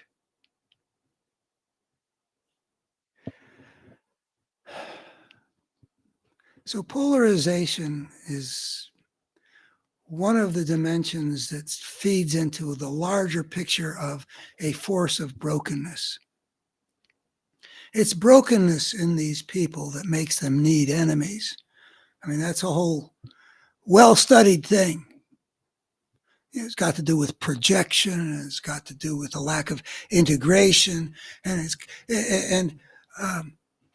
a lack of integration in terms of if people internalize a harsh morality,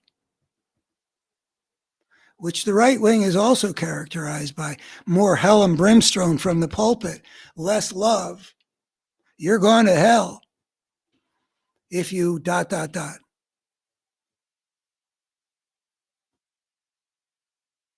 a harsh morality. And that goes back to that book, which is to say that the force that gets unleashed is when this creature steps onto the path of civilization is going to select for certain things, some of which are hostile to human nature, the human needs. It wants people to behave in certain ways. It wants to channel their energy in certain ways. And it teaches people that some of their natural impulses are evil. I mean, sex is the place where you can see that most readily through the centuries, from Augustine to a book about race relations in the South called Killers of the Dream. Brokenness, the lack of the ability to reconcile what you've been taught in terms of morality and what you by nature are. That leads to the need to project. If there's no reconcilability, I mean, some people manage to come to a reconciliation. Some people are able to face the parts of themselves they've been taught are evil and not have a need to project it onto black people or Jews or some other outgroup. But when people are not able to deal with what's real that's inside them, they need enemies to embody what is forbidden to them. And by the way, that I go into that sort of thing a lot in one of my books. All right. This is out of weakness, healing the wounds that drive us to war. There are a lot of different dimensions of these wounds. The patterns of brokenness that gets transmitted and that makes people more broken and that makes them, and one of them is the need for an enemy to embody the parts of themselves that they cannot abide, that they cannot recognize as their own. One can sort of see that in the words of Paul in the Bible. He says, "The good that I would do, I do not." And then he talks about a law in his flesh that he treats as other, that makes him do what he wouldn't want to do. The language shows that he identifies with the part of himself that's got to do with the morality of the shoulds,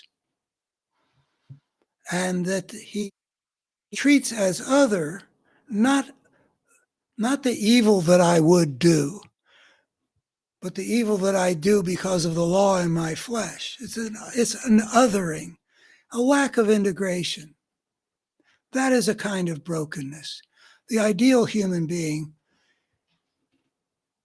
well, the ideal civilization would ask of us things that are compatible with our needs. But the selection for power, in that book, The Problem of Power and Social Evolution, the selection for power means that societies that maximize their powers are the ones that can survive and spread. But the brokenness of not being able to integrate harmoniously the demands of the civilizations that have been shaped for power with the needs of the human being who's evolved to have a particular nature with particular set of needs, that creates brokenness. And America has become polarized because the end of the Cold War, for one component, is the end of the Cold War, got a lot of Americans who have a need for enemies to be open to being manipulated by the likes of Rush Limbaugh, who talked about liberals in a way which is completely unrecognizable to anything you would encounter about what people are, real spirit is like, what their real values are like, what they really would like the world to be like. Complete distortion, demonizing. You know, here in Shenandoah County, Virginia, a couple of years ago, there was at the county fair, the the Republicans put up a banner basically representing the Democrats who are across the hall in this little state county fair building, talking about baby killers. If you need to have other people demonized in order to maintain your identity as I'm the good one, that's brokenness. And polarization also feeds brokenness in the form of, if you've got a force that's putting forward these people, these great propagandists like Rush Limbaugh and Newt Gingrich, Roger Ailes and Murdoch and their Fox News propaganda, and then Karl Rove, etc. Now Donald Trump.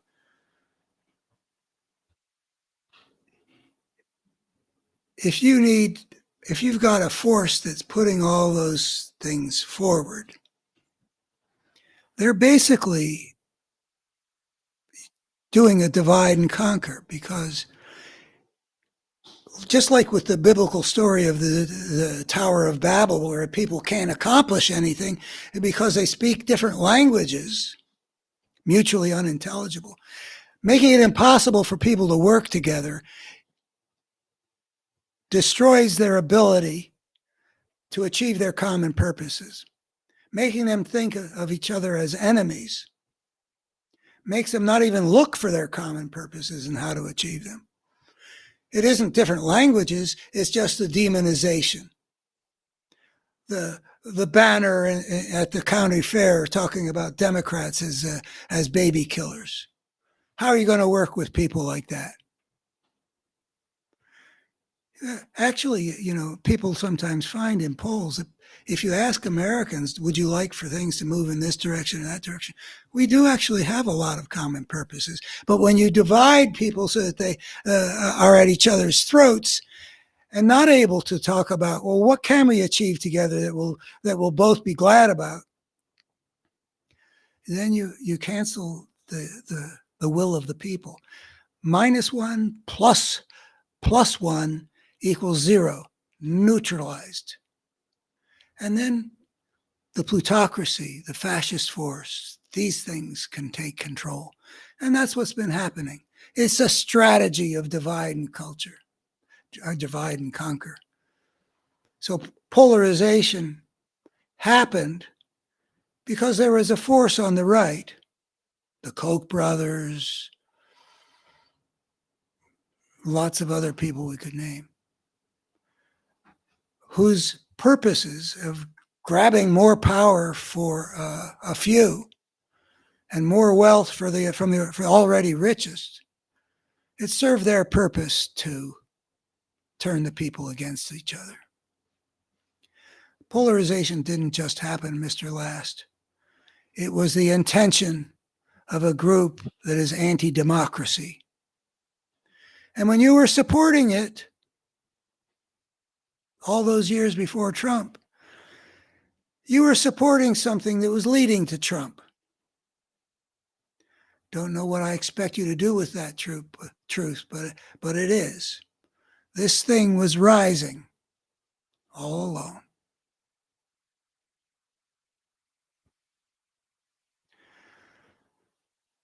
I think I'll end with talking about the reality of the sacred. I talked about the evolutionary perspective and how we can discern certain experiential tendencies that are more or less common to all human beings, with individual variations and certainly cultural variations too. But we're not blank slates. And I've talked about some of them, like why do we take pleasure in beauty? I've talked about that. You can go to my video library and you can go to my website where I've written things, betterhumanstory.org, if you want to see how I answer these questions. And I've talked about value, and in every case,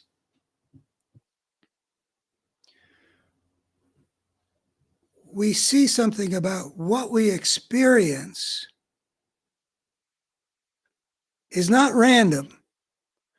It's the result of, you know, countless generations where some survived to get their DNA into the future better than others. And so gradually we evolved into what we are now, which is different from what our ancestors were a million years ago. It's probably pretty much the same as it was 300,000 years ago, but, you know, with minor changes as far as I can tell. And it's different from what we were when we were together with the chimpanzees. But all along, there have been a whole lot of processes where which things change, and they didn't change in random ways. They changed according to what was it that served those ancestors better to get their DNA into the future, be more successful at that than those that didn't have these experiential tendencies. And there's a bunch of them. I started off this live stream talking about the sacred space of lovers and all the reasons why it's extremely fulfilling for us, meaning we like it and we pursue it to have that sacred experience of that sacred space. Because it's really connected with the strategy for getting our DNA into the future, and that's what evolution's all about. But it means that we have to look at experience, or at least the experiential tendencies we're born with, in a rather different way than the secular worldview is generally done, regarding it as subjective. It's really important to recognize that it wouldn't be there if it hadn't been life-serving. And I'm pretty much equating life-serving with enhancing one's prospects for getting one's DNA off into the future, so it'll be part of the design of the species that the descendants will be in that future. I think that deserves to be called life-serving, don't you? Well, anyway, life-serving. It's real because it's inside us, but in some sense, it's a way of projecting what the requirements of survival are. So if we learn how to be motivated, I read last time, I read The Pursuit of Happiness. We are motivated to pursue happiness. The things that give us happiness are things that ancestrally helped us get our DNA into the future. You know, eating, drinking when we're thirsty, and a whole lot of other things that contribute to our happiness. They're not random. And whatever our individual differences because of our individual genome or our individual experience and our being shaped by our culture, not that some other culture, there is still something fundamental that we have in common as human beings, because that's what got selected as our species evolved. One of those things that got selected, and again, this is just factual. I mean, I present it as factual. I think it is factual that the capacity for a special kind of experience is part of the human genome. I don't know how universal it is, but there's just abundant evidence that wherever you've got a community of people, there will be some people who have experiences that are spiritually transformative at some points in their life or point in their life. It is such a widespread thing, and the experience has a particular quality to it, not necessarily always the same quality, but it's impactful. People come back from the experience propounding what they discovered as an important spiritual truth. It can be impactful enough that it changes the course of people's lives. It feels like real understanding reality at a much deeper level. And it often involves some experience of experiencing something as sacred. That brings us to an interesting point. I would say, if there were no being that has any experience of something as sacred, there's no way it could mean anything to talk about something being sacred.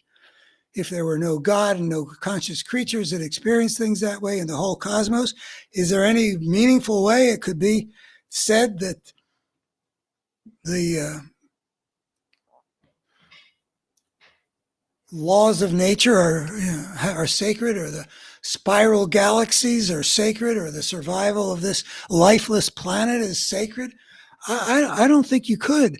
I think, and conversely, just as you can't have the sacred in the absence of something experiencing something as sacred, as soon as something does experience something as sacred, there is something to be called the sacred. We evolve to experience value. It's an emergent thing in the history of, in the evolution of the cosmos and the evolution of life. Eventually, you get to organisms for which there is a better and a worse, and some things are of value because it's experienced as being of value. And again, if we had nothing whatsoever that experienced anything as being any better or any worse than anything else, then nothing matters. There is no value. But as soon as you got creatures that are experiencing things as value, and not just human beings in this case, but lots of other animals, our dogs and cats at the very least, but lots of others experience things of value. And then we got human beings, and I don't know if any other creatures experience things of like, wow, this is way deep. This is like, transported to a whole nother level of things, a revelatory level of things, and a sense that something is sacred. I've had a few experiences at that level myself, and they have been life-changing. And I know other people who have had experiences that are like that. And I define the sacred as value to the nth degree. Way valuable. So valuable that it's sacred. So that capacity seems to be part of the human genome. Maybe in everybody, like value is, or maybe just every nth person, with n being a small enough number that even when you have a hunting-gathering band, they'll have shamans and stuff like that to play a role in the society, because this is a factual dimension of experience that's being contacted and that's having an impact, and that the society tends to actually honor, which tells you something too.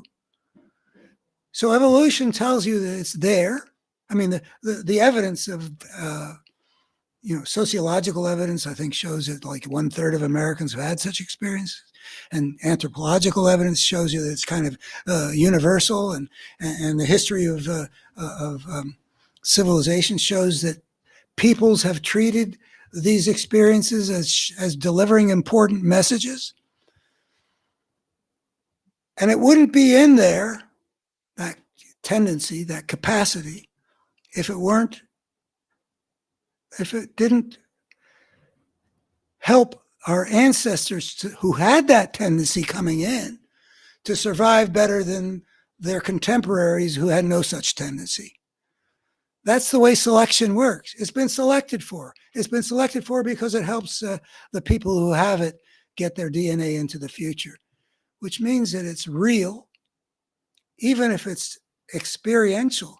We got to think about our experience as a source of great clues.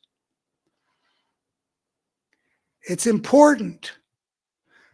The way it has such an impact on people when they get to that kind of spiritually transformative experience, like the astronauts that saw the blue marble, and it changed their course of their lives, and it became a worldwide phenomenon in a blue marble poster that people were using to try to change their relationship to the planet to something more whole.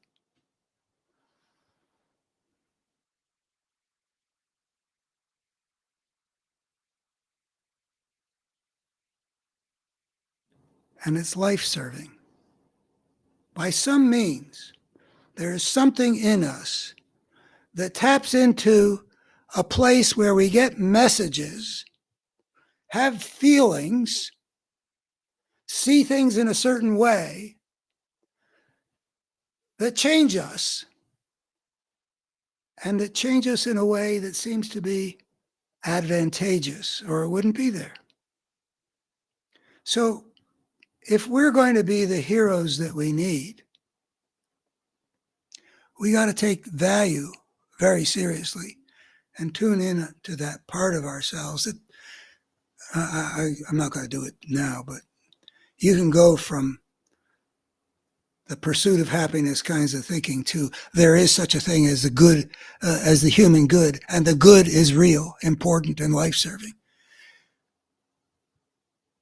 And that treat the spiritual dimension as a source of important, valuable guidance in our battle against the destructive force that continually works to make things more broken, that threatens right now in America that we will have a change from a society which is ruled by the will of the people into one that's ruled by vicious fascists like Vladimir Putin.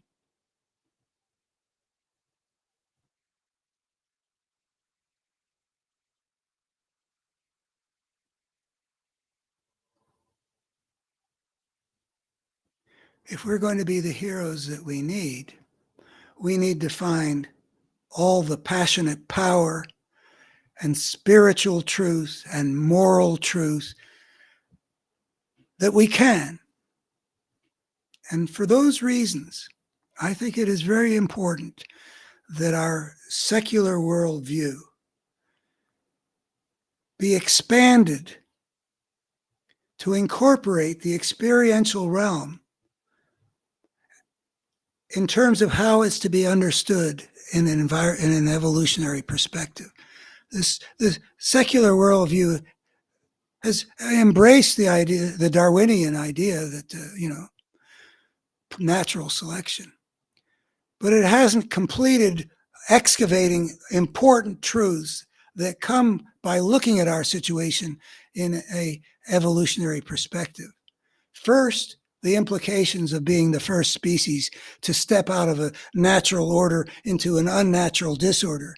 And second, looking at through the evolutionary perspective to see how these experiential tendencies are to be treasured and honored and not dismissed as they so often are in the liberal secular worldview, not to be dismissed as merely subjective, just matters of opinion, and therefore less fully inspiring of us to be the heroes we need. Well, that's my work for today. I hope that you will subscribe to my stream. I'm giving it everything I got because I think there are some ideas here that might help American democracy save itself from this fascistic force and might help human civilization taken as a whole interactive intersocietal system get its act together well enough and soon enough to survive on this planet for the long haul and not have this evolutionary experiment with civilization end in our destroying ourselves and maybe bringing life on Earth down around our heads as well. Thank you.